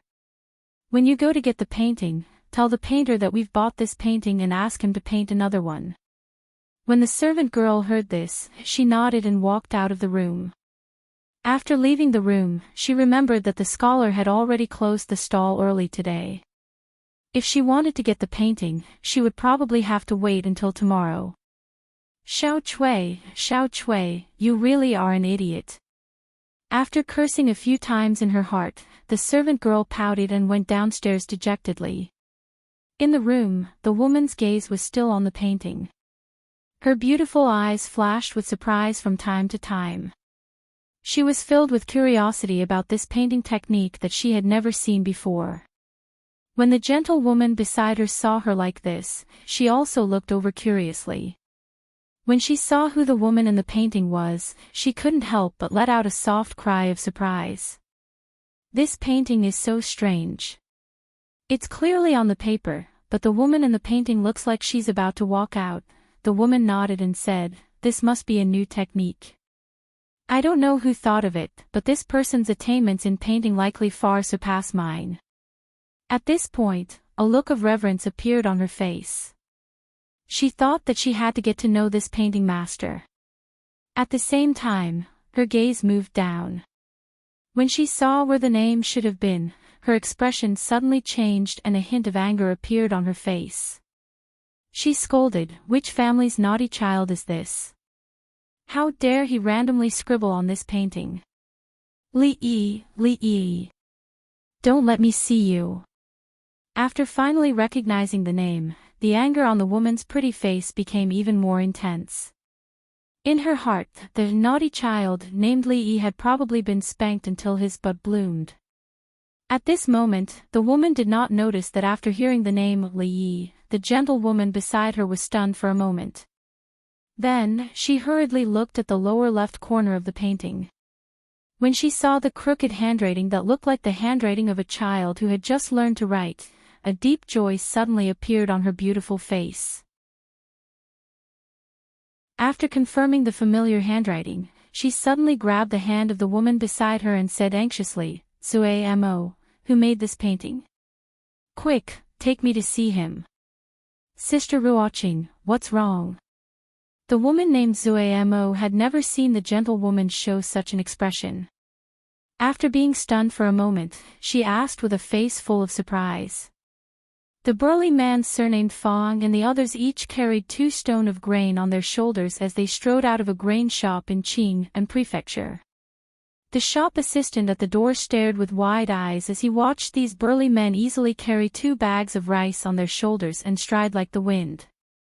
He could not help but swallow a mouthful of saliva.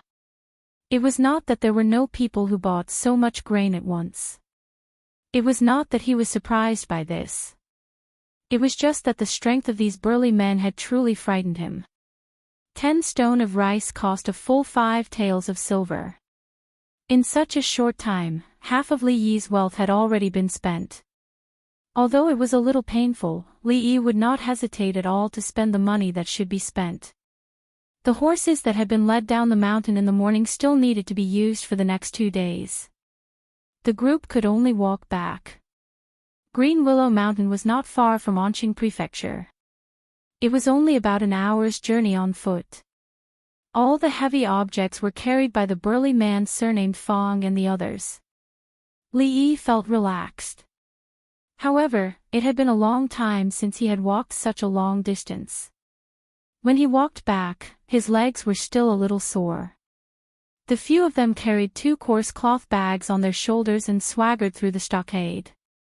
Naturally, it was very easy to attract the attention of others.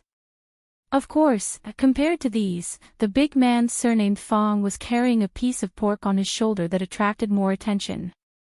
Most of the people in the stockade could not even guarantee 2 meals a day. It was unknown how long it had been since many people had touched meat. Suddenly seeing this scene, the impact in their hearts was quite big. Watching them walk away, someone suddenly lowered his head and picked up something from the ground. The crowd took a closer look and found that it was actually a grain of rice. Seeming to have thought of something, everyone's expression changed involuntarily. Could it be that all the things in the bags just now were all rice? There was so much grain. Did they go down the mountain to rob it? Such an absurd thought appeared in everyone's mind.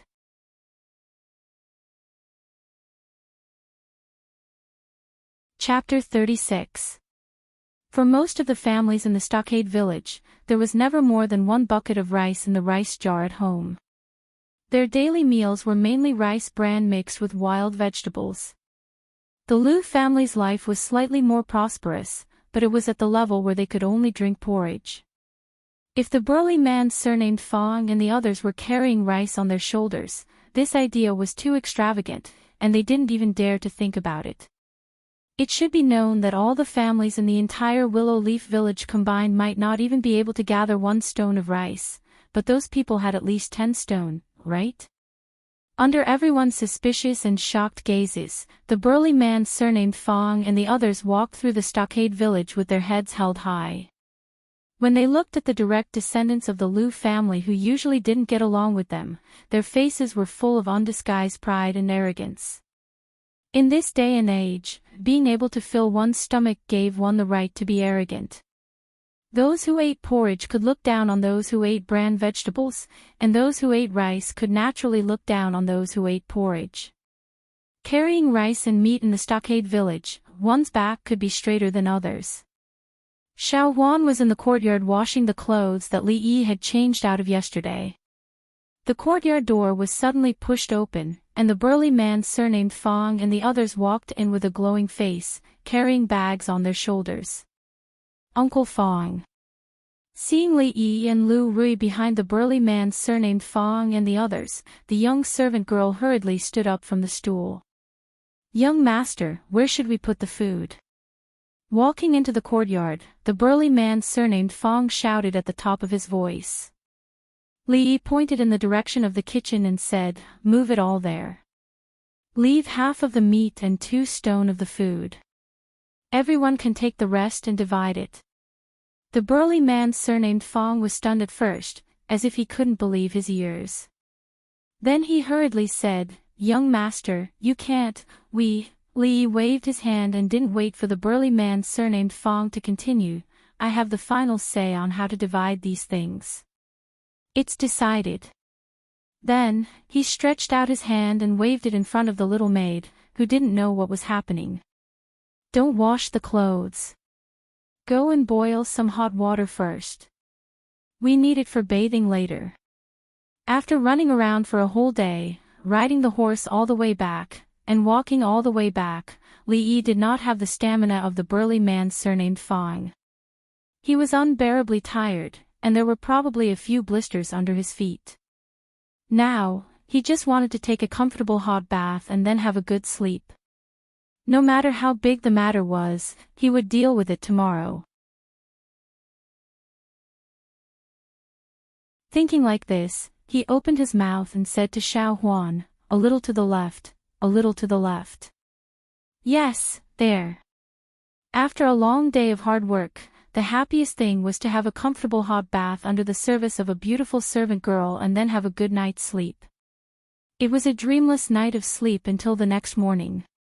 Of course, if a beautiful servant girl could serve him in bed, it would be even better. he didn't think about having a servant girl serve him in bed. A 15 or 16-year-old girl was still underage in the future. Li Yi wasn't that beastly. Towards this adorably silly servant girl, Li Yi had never thought in that direction. Moreover, if he really did this, he was worried that when he woke up tomorrow morning, his wife or sister-in-law would cut off his tool of crime. A moment later, the little servant girl left the room. When she passed by the kitchen, she went in to take a look.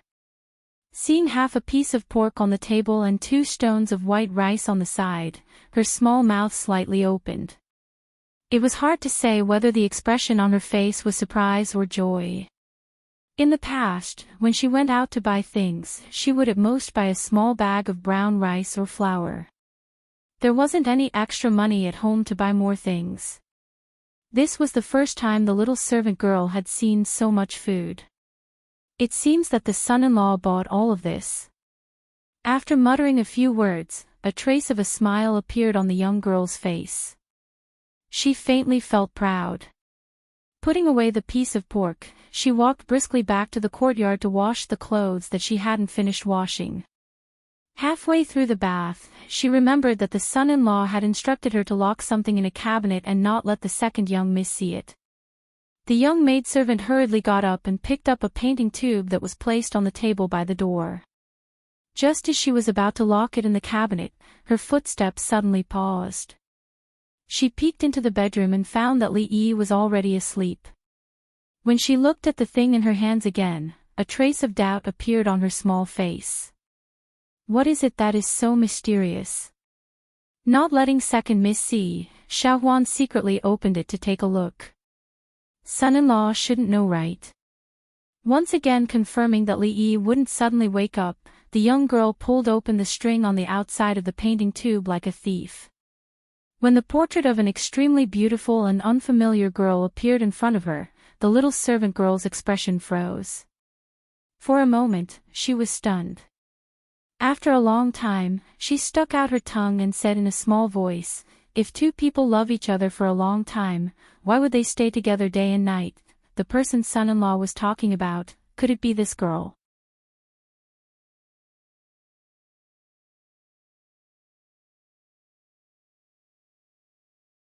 After hearing this piece of news, the crowd was left with nothing but deep shock. Among them, no one had seen what 10 taels of silver looked like.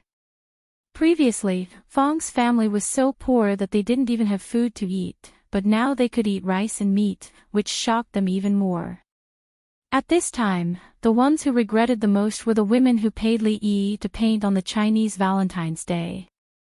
When they thought that the sky lamp they released was worth 10 taels of silver, their hearts were bleeding. Using 10 taels of silver to release the sky lamp was probably the most extravagant thing they had ever done in their lives. As for those who were originally from families similar to Master Fang and his people, they could only watch the people eat meat. They were filled with regret. They secretly regretted why they didn't stand on the side of Lu Rui and Lu Rui when everyone joined forces to attack the direct line of descent. Of course, there were also people who secretly thought that they should go down the mountain and kidnap a scholar. They wouldn't let him do anything and just lock him in his room to paint every day, but it was just a thought. If any scholar had this kind of ability to earn money, how could there be a poor scholar? No matter how jealous the direct line of descent and the others were, they had to admit, Lu Rui and Lu Rui had really picked up a treasure this time.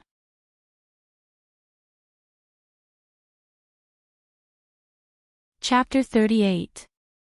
Li Yi did not know that he had become a treasure in some people's hearts. At this moment, he was taking inventory of the things he bought when he went down the mountain. Other than grain, meat, and some common vegetable seeds, he also bought a lot of seasonings that were used in cooking. He originally thought that the ancient people would be far inferior to the modern people in this aspect, but what Li Yi did not expect was that the seasonings of this era were actually more than what he had seen in the modern world. He was dazzled by the variety and simply bought a little of everything. After buying a lot of things, he spent more than half of the 10 taels of silver. There was still about 3 taels of silver left, but Li Yi did not spend it immediately. He kept some money for emergencies. When it was time to eat breakfast, Rui had not returned yet. When Li Yi asked Xiao Huan about it, the reply he received was that the young miss was often like this and the servant girl was already used to it. As for Lu Rui, Li Yi did not have much to worry about. To be able to shatter a solid wooden table with one palm, she was indeed a hero among heroes. Under normal circumstances, she would not encounter any danger. It was just that disappearing without a sound was not a good habit. Li Yi shook his head and no longer thought about this matter. He took out the hawthorns he bought yesterday and walked into the kitchen. Xiao Huan was washing the dishes in the kitchen. When she saw Li Yi walk in, she poured the leftover frosting from the Qiao Qiao festival into the pot. After adding a little water, she used a small fire to slowly boil it. After instructing the servant girl to watch the fire and not burn the syrup, Li Yi cleaned the hawthorns and used a knife to carefully cut them in half. He took out the seeds and polished the bamboo skewers that he had prepared beforehand and placed them to one side. The servant girl sat in front of the stove, her large eyes occasionally glancing in his direction. Son-in-law looks like he is going to make something delicious again, the servant girl thought and began to look forward to the delicious food she was about to eat. What Li Yi planned to make today was candied hawthorns. There were no candied hawthorns in this world, but in his original world, it was one of the most popular snacks for thousands of years. Although there were great changes in the types of candied hawthorns in modern times, whether it was the careful selection of the raw materials, the exquisite packaging, or the substitution of other fruits, the taste of candied hawthorns was constantly changing. However, there was a kind of sourness with a hint of sweetness and a lingering fragrance in the mouth that could never be replaced. When Li Yi was young in his hometown in the countryside, what he most looked forward to seeing was the peddler who carried a swollen wooden stick filled with candied hawthorns. He would spend a few cents to buy a stick of candied hawthorns and would lick it for half a day. Later, when he grew up, he did not eat it again. Now that he came to this world, he missed that familiar taste. When these memories that belonged to him appeared in this world, his heart would also receive some comfort. Not long after, when the sugar in the pot was almost cooked, Li Yi skewered the hawthorns on the bamboo skewers and rolled them in the pot. The surface of the fruit was covered with a layer of crystal-clear sugar coating. After taking it out of the pot, the sugar quickly condensed and the world's first stick of candied hawthorns was out of the pot. In less than a quarter of an hour, Li Yi and Xiao Huan were squatting at the door, each holding 2 skewers of candied haws in their hands. They took a bite, and after a crisp sound, there was a sweet and sour taste in their mouths. This was the first time the servant girl ate candied hawthorns. She did not eat them in one bite like Li Yi, but first stuck out her little tongue to lick the sugar coating. Even her heart was filled with sweetness and her eyes curved into beautiful crescent moons. This scene was obviously very tempting. After a glance, Li Yi did not dare to look anymore. A young girl's unintentional action could almost make people lose control. What would happen when she grew up? Facing the 3 beauties at home all day, she could still maintain her chastity. Li Yi felt that even if Lu Xiaohui was reborn, he would not be able to do this. What is this? After finishing the 2 sticks of candied hawthorns in a few bites, a voice suddenly came from behind. Turning his head, he saw Lu Rui walking over with a stick of candied hawthorns in her hand. There was only half of the hawthorns left on the top. It was obvious that she had taken a bite. Oh, that is used to poison rats. There is arsenic in the icing, you must not eat it. Flicking away the remaining sugar residue at the corner of Lu Rui's mouth, Li Yi said with a straight face. As soon as he finished speaking, Lu Rui's expression changed and her pretty face immediately turned pale. Young master, one of the candied hawthorns is missing. At this moment, the young servant girl walked over with 2 sticks of candied hawthorns in her hand and said with some confusion. Lu Rui turned her head and saw the thing in Xiao Huan's hand. There was still a bit of sugar coating at the corner of her mouth. When she turned back to look at Li Yi, her pretty face turned cold and her hand was already on the hilt of the sword at her waist. Li Yi raised his eyebrows. He was so used to teasing Xiao Huan that he did not realize that it was the witch Lu Rui just now. He stood up abruptly and strode out of the door. I remember now, we still have to go to school today. The young servant girl was stunned when she heard that. She said, Young master, have you forgotten? The school is closed today, you don't have to go, ahem, ahem. Little Huan, you remembered wrongly. Li Yi coughed dryly as he quickened his pace. His casual joke had clearly frightened Lu Rui. If she were to fly into a rage out of humiliation, he would not be able to withstand it with his puny body. Bang! Li Yi, who was rushing away from the scene, was caught off guard and bumped into someone. It was soft and he smelled a familiar fragrance. Lu Rui raised her head and looked at him. She frowned and said, Husband, why are you in such a hurry? Li Yi looked up and was about to speak when he suddenly saw blood seeping out of her sleeve where he bumped into her just now. He could not help but be stunned. It was just a bump. Was it so serious? Then, he realized something and hurriedly grabbed her hand and asked, Are you hurt? Miss, what happened to you? The young servant girl ran out of the courtyard and asked in panic. Lu Rui's figure followed closely behind. Seeing that she was standing there and was not seriously injured, she felt slightly relieved and asked, Are you okay? Lu Rui withdrew her hand without a trace and smiled faintly. She said, It's just a small injury. It's not a big deal.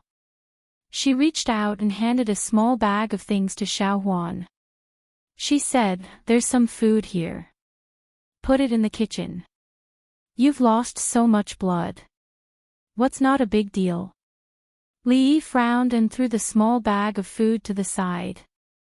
He grabbed Lu Rui's hand again and strode into the house. Xiao Huan, go boil some water and bring the small box in my room over. Soon, a voice came from the house. The young servant girl nodded and ran to the kitchen to boil water. Being dragged into the house by Li Yi, Lu Rui opened her mouth but did not say anything in the end. Inside the house, Li Yi held Lu Rui's arm and untied the bandage she had casually wrapped around her wound. When he saw the wound that was more than 2 inches long and was still bleeding, he could not help but gasp. How did you get hurt? A cold light flashed in Lu Rui's beautiful eyes when she saw the wound.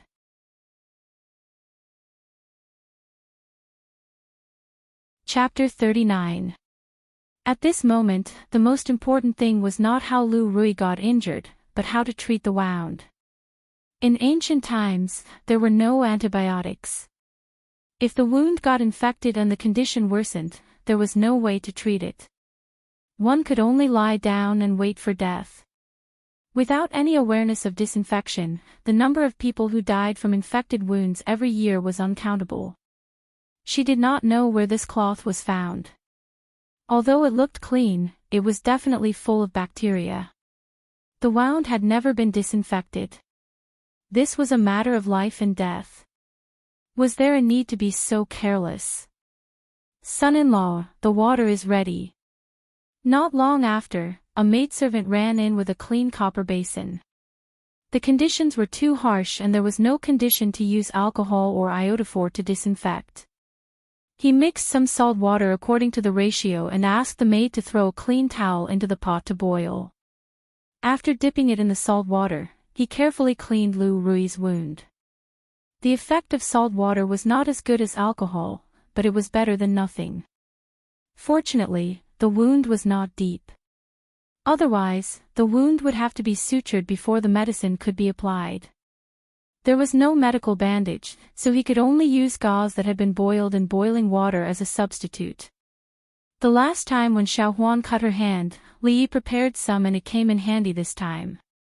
From the beginning to the end, Lu Rui just watched quietly and did not say a word.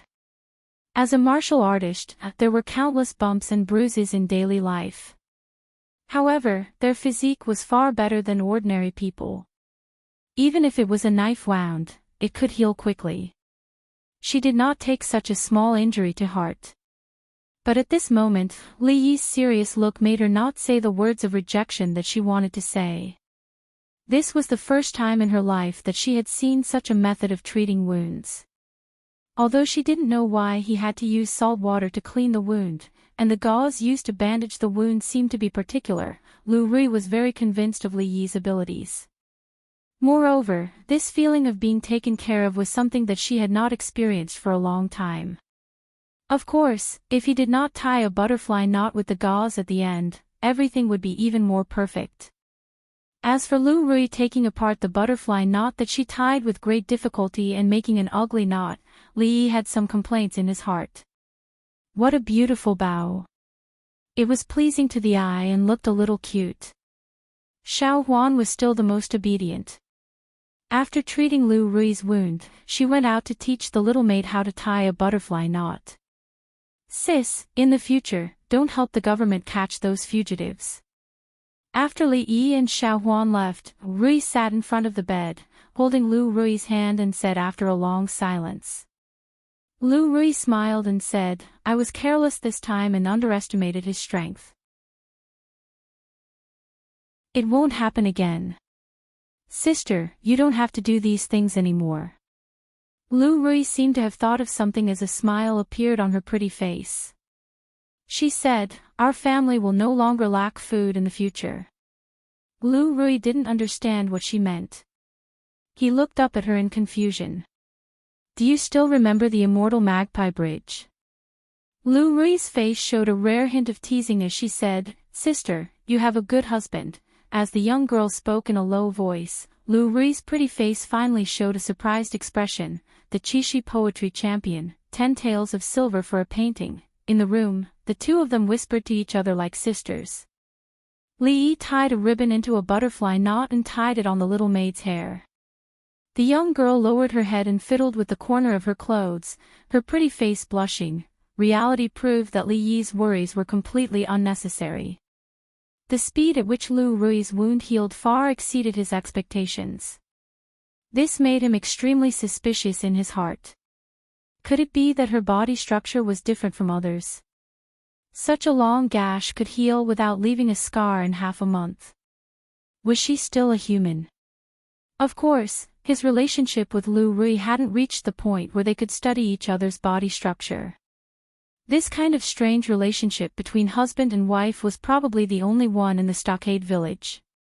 Sitting on a rock under the tree in front of the door, a group of naughty children whizzed past him. When they ran past him, they bowed and greeted him, Mister, and then whizzed away. Teaching the naughty children was still a part of Li Yi's daily life. The naughty children now didn't just know how to write their own names. When he was bored, he taught them how to write Arabic numerals. After a few days, the naughty children's level was still at the level of addition and subtraction within 10. In the beginning, the naughty children were very slow to accept this new type of marking. However, ever since Li Yi took out a stick of candied hawthorn as a reward for the naughty child who memorized it the fastest, all the naughty children couldn't sit still anymore. The power of candied hawthorn began to show for the first time in this strange world. In just one morning, all the naughty children in the school had memorized how to write the Arabic numerals 1 to 10. It was completely different from the later generations, where they had to make up a mnemonic song like 1 is thin and long like a pencil, 2 is like a duckling floating on water. For the naughty children, delicious food was the #1 productive force. Therefore, in the afternoon, all the naughty children in the school ate candied hawthorn. Of course, Li Yi's position in the hearts of the naughty children had risen to a new height. The naughty children didn't care about the grudges between their elders.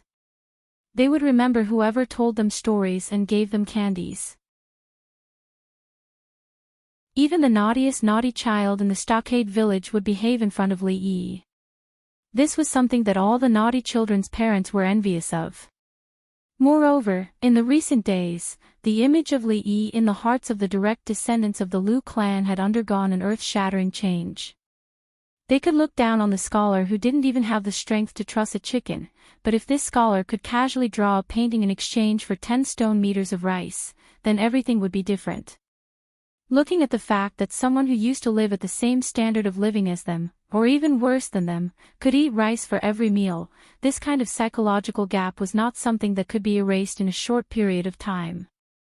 Moreover, it could be foreseen that this was only the beginning. It wouldn't be long before there would be an even greater gap in the stockade village. Those who wanted to seize the land and other resources that belonged to Lu Rui and her sister did so to improve their own lives.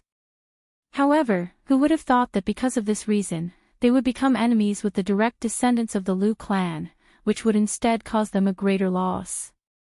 In a short period of time, more and more people began to weigh the gains and losses in their hearts, and a certain scholar who caused this change was currently waving a palm leaf fan, leisurely sitting under a tree in front of the door to enjoy the cool air. Although the weather at the beginning of August had already entered autumn, the weather at night was still hot and stuffy. Staying inside the house was even more irritating, so it was better to enjoy the wind under the tree outside. The only bad thing was that there were a lot of mosquitoes here. In just a short while, Li Yi's body had already been bitten several times. Just as he was wondering if there was any way to repel the mosquitoes, a sturdy figure walked over from the front.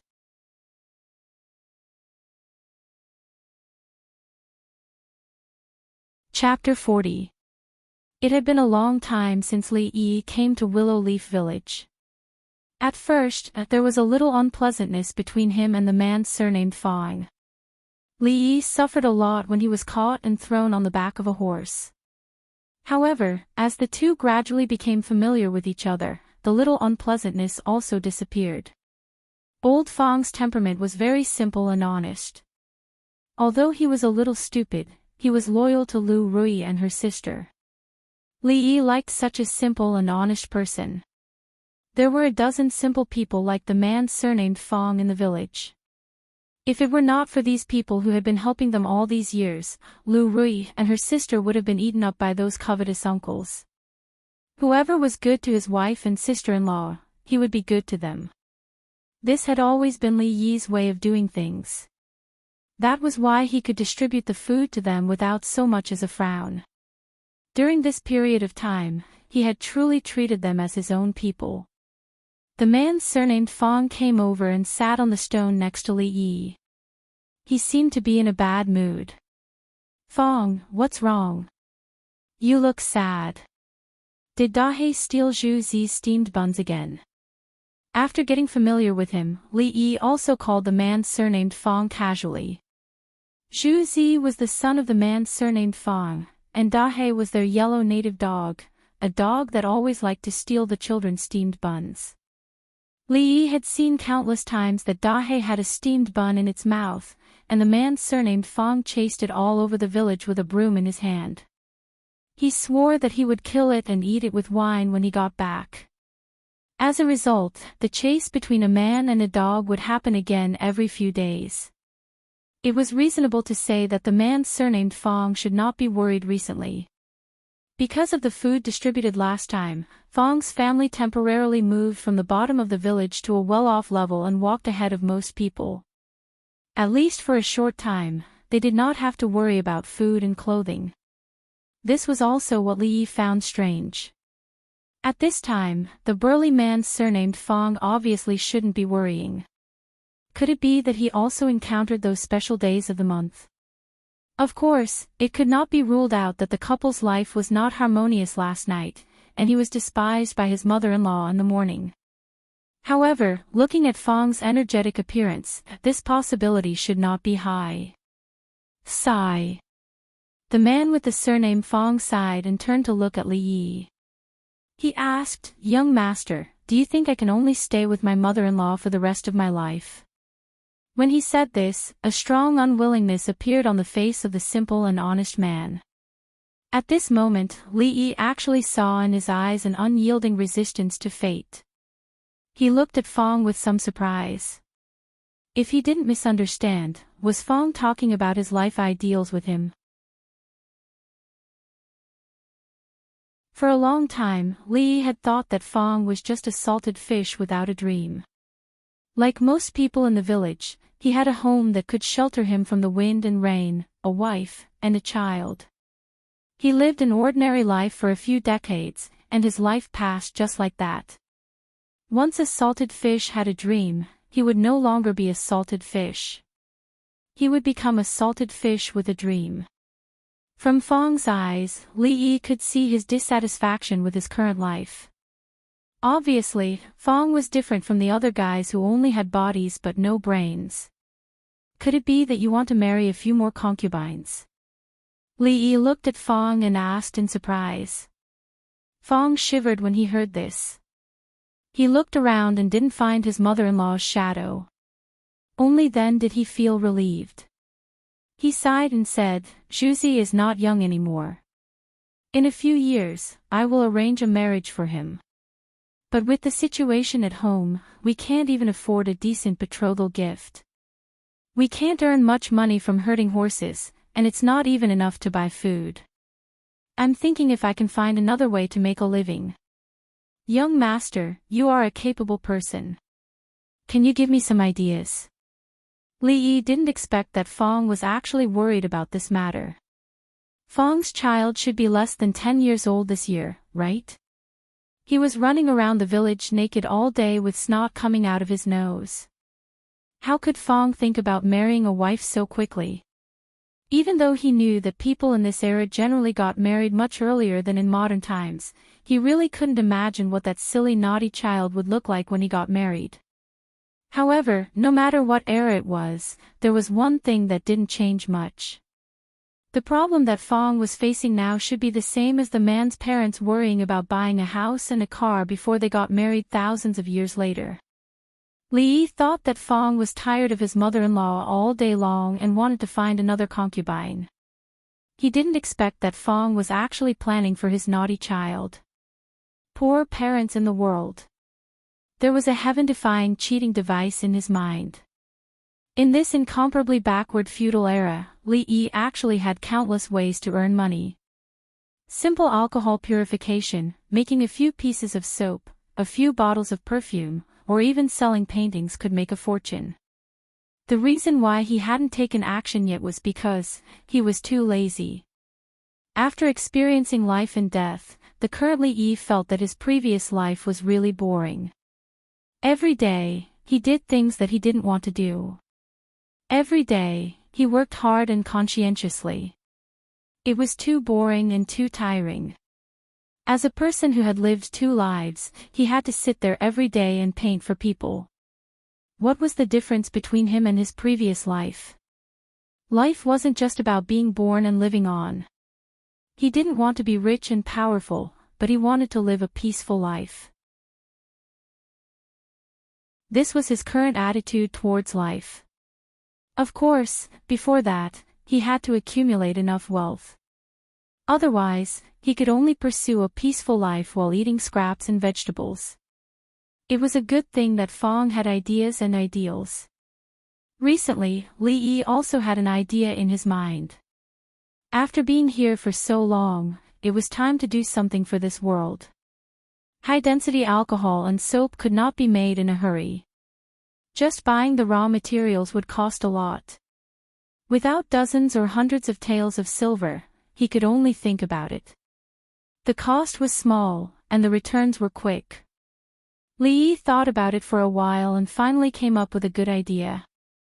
The candied haws that only appeared in the Willow Leaf Village should go out of the mountain and bring benefits to the naughty children in this world. The hawthorn fruit needed to make candied haws was called red fruit in this world. For people living in the mountain, it was a material with 0 cost. There was a large hawthorn forest behind the mountain, and there were as many fresh hawthorn fruits as one wanted. The icing used to make the candied haws needed to be bought in the marketplace at the foot of the mountain, but the price was not too high. 2 taels of silver were enough to start the candied haws plan. For the time being, it would be the first step of his plan to make money in this world. Li Yi had absolute confidence in this kind of treasure, which had been passed down for thousands of years in the original world and was still very attractive to naughty children. The reason why he hadn't brought it up was that he didn't want to work himself to death all day carrying a stick through the streets. When he turned around and saw old Fong's depressed face, Li Yi's face lit up like a spring breeze. Speaking of this idea, I do have one.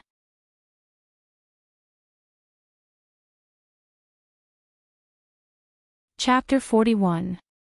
When Fong stood up and went home, his face was still a little confused.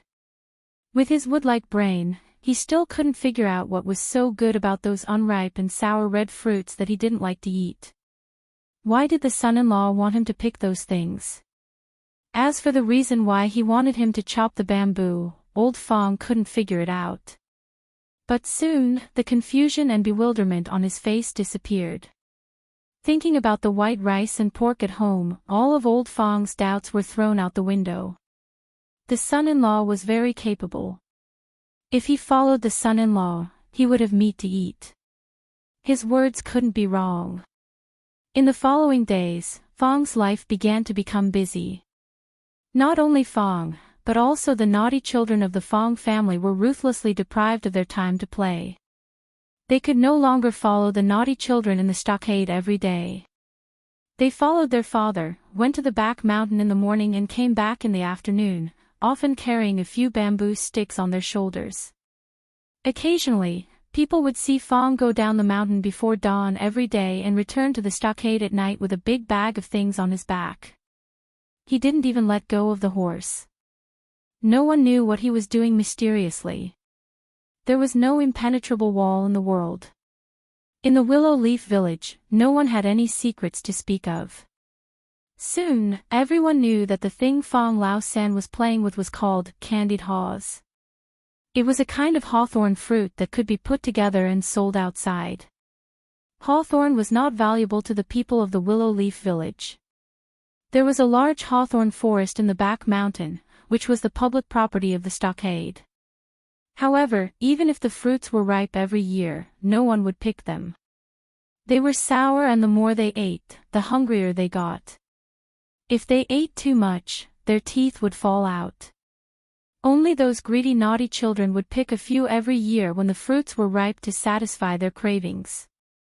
It wasn't that no one had considered selling the hawthorn at the foot of the mountain, but firstly, hawthorn was too common and cheap. Secondly, hawthorn ripened during the busy farming season. If they abandoned their work in the fields and walked these crooked paths instead, they would be ridiculed by everyone in the village. Fong was the object of everyone's ridicule. What was so good about hawthorn fruits? Only the ignorant children in the stockade village were interested in them. There was nothing good to eat or play in Qing and Prefectural City. It would be strange if anyone would spend money to buy these hawthorn fruits. Herding horses was a good job. Every month, he could earn 100 copper coins. It was enough for him to buy a few caddies of rice. Why didn't he have to resort to such dishonest means?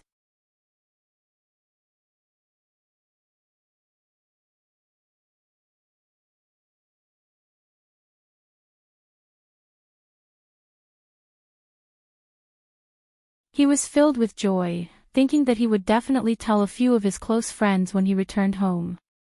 He did not notice that the woman beside him had a rather unpleasant expression on her face. The first thing he would be greeted with when he returned home was a vicious beating. After 2 whole hours, he had only sold 2 candied haws.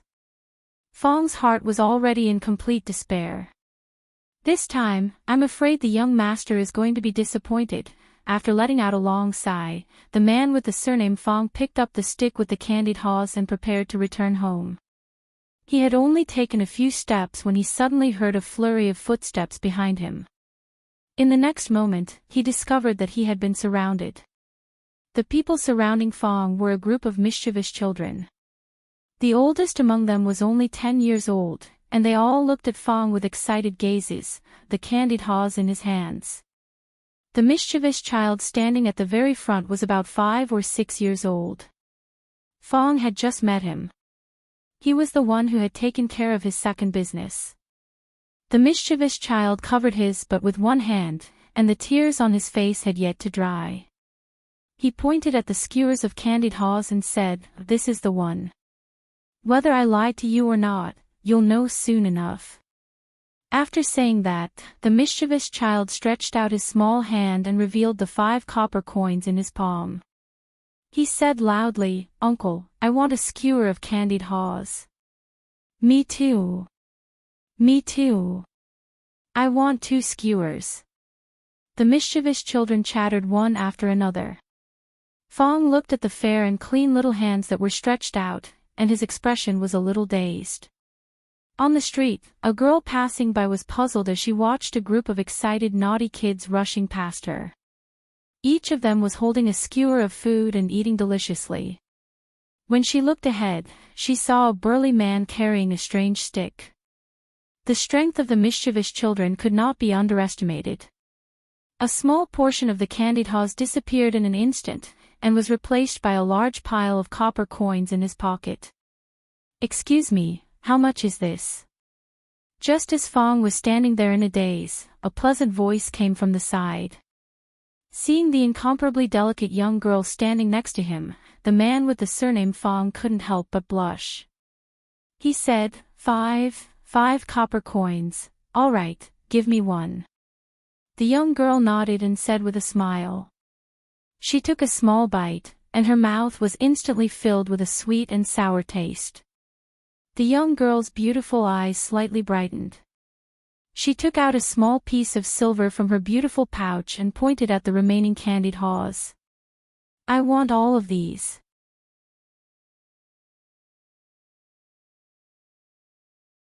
Chapter 43. Fong had brought around 30 skewers of candied haws with him today. Half of them had been bought by the naughty children, and there were still around a dozen left. It was obvious that the young girl couldn't carry them all by herself. After the young girl paid, Fong took the initiative to help her deliver them to the place.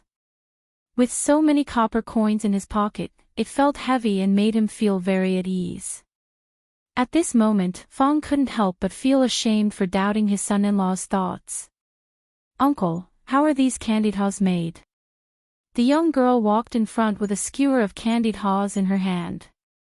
She gently licked the sugar coating and guessed that it was frosting, but she wasn't sure. She turned her head and asked in confusion. "Miss, I can't tell you that."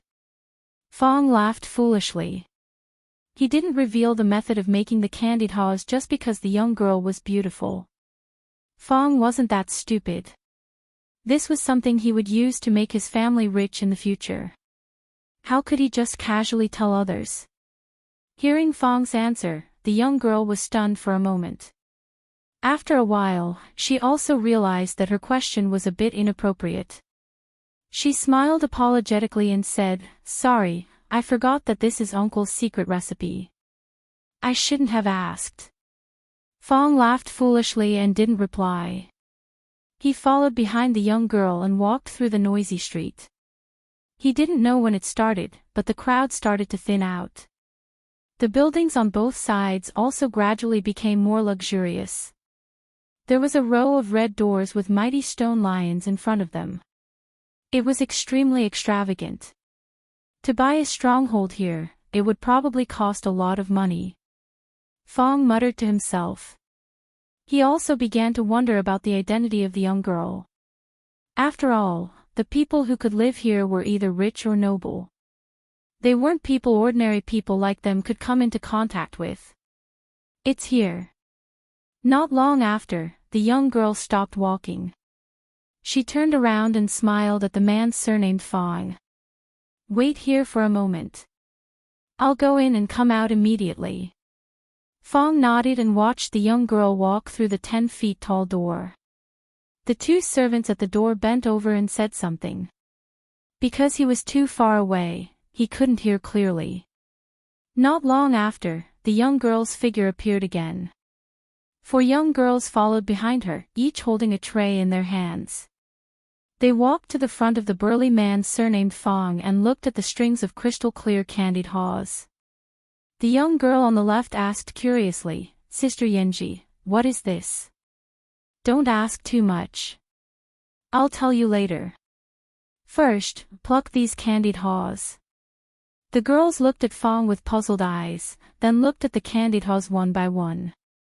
He couldn't throw away the stick he was carrying on his shoulder. By the time these girls took all the candied haws off the tree, Fong's mission had been completed. Before he left, he heard one of the girls muttering, "Isn't this just a red fruit? What's so rare about it?" As for what happened after that, Fong was not in the mood to listen. He just wanted to go back to the stockade village and start making the next batch of candied haws, at this time, in the backyard of an extremely luxurious mansion in Enchanting Prefecture City. Who would have thought that a mere red fruit could be made so delicious? A young girl licked her lips, as if she hadn't had enough. Her action was extremely seductive. "You actually doubted me just now." The young girl named Yenji glanced at her and said, "Hee hee, it's all my fault." "Thank you, Sister Yenji." The young girl shook her arm in a fawning manner and said with a smile, "It's strange. These are just ordinary red fruits. How can there be such a big difference in the taste?" A young girl said doubtfully. "It should be because of the layer of icing on the outside. This candied haw shouldn't be difficult to make. We can try it in the future." The young girl named Yenji thought for a moment and said. Although she didn't ask for the method of making it, it wasn't hard to guess. After all, other than the red fruit, there was only a layer of sweetness on the outside of the candied haws. It seemed like the icing had melted and then wrapped around it. "Yenji, what are you doing here?" A gentle voice suddenly came from behind them. The young girls turned their heads and saw a beautiful woman walking over with the support of two servant girls. The woman had a beautiful face. Although the crow's feet at the corner of her eyes betrayed her age, her charm didn't diminish. It was just that her face was a little haggard and thin. Her face was also abnormally pale.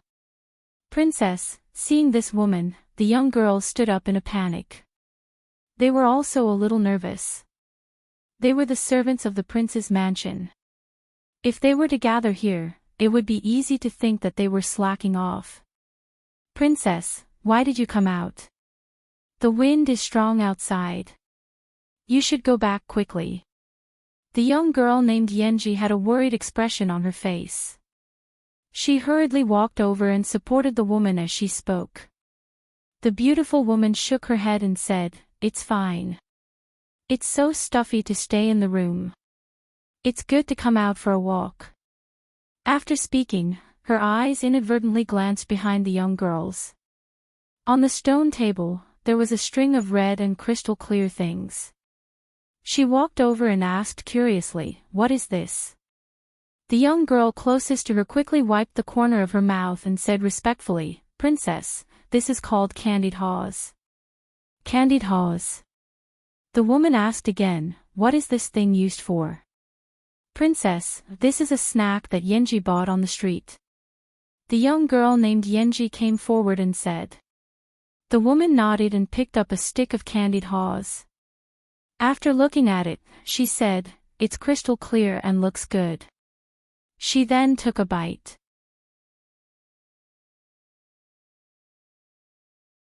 "Fool, what did you just say?" In just a moment, the broom in Li Yi's house was in Madame Fong's hand. What a sin! Li Yi stood in the courtyard and heard the screams coming from the room. He sighed deeply. "You're tuning into the Dreamy Chapters YouTube channel. We're so grateful for your support, and don't forget to subscribe to join us on this incredible journey through captivating stories. Your generosity through donations truly makes a world of difference, as it's the primary source of revenue that allows me to expand and enhance this channel for you. Thank you from the bottom of my heart for being a part of this adventure.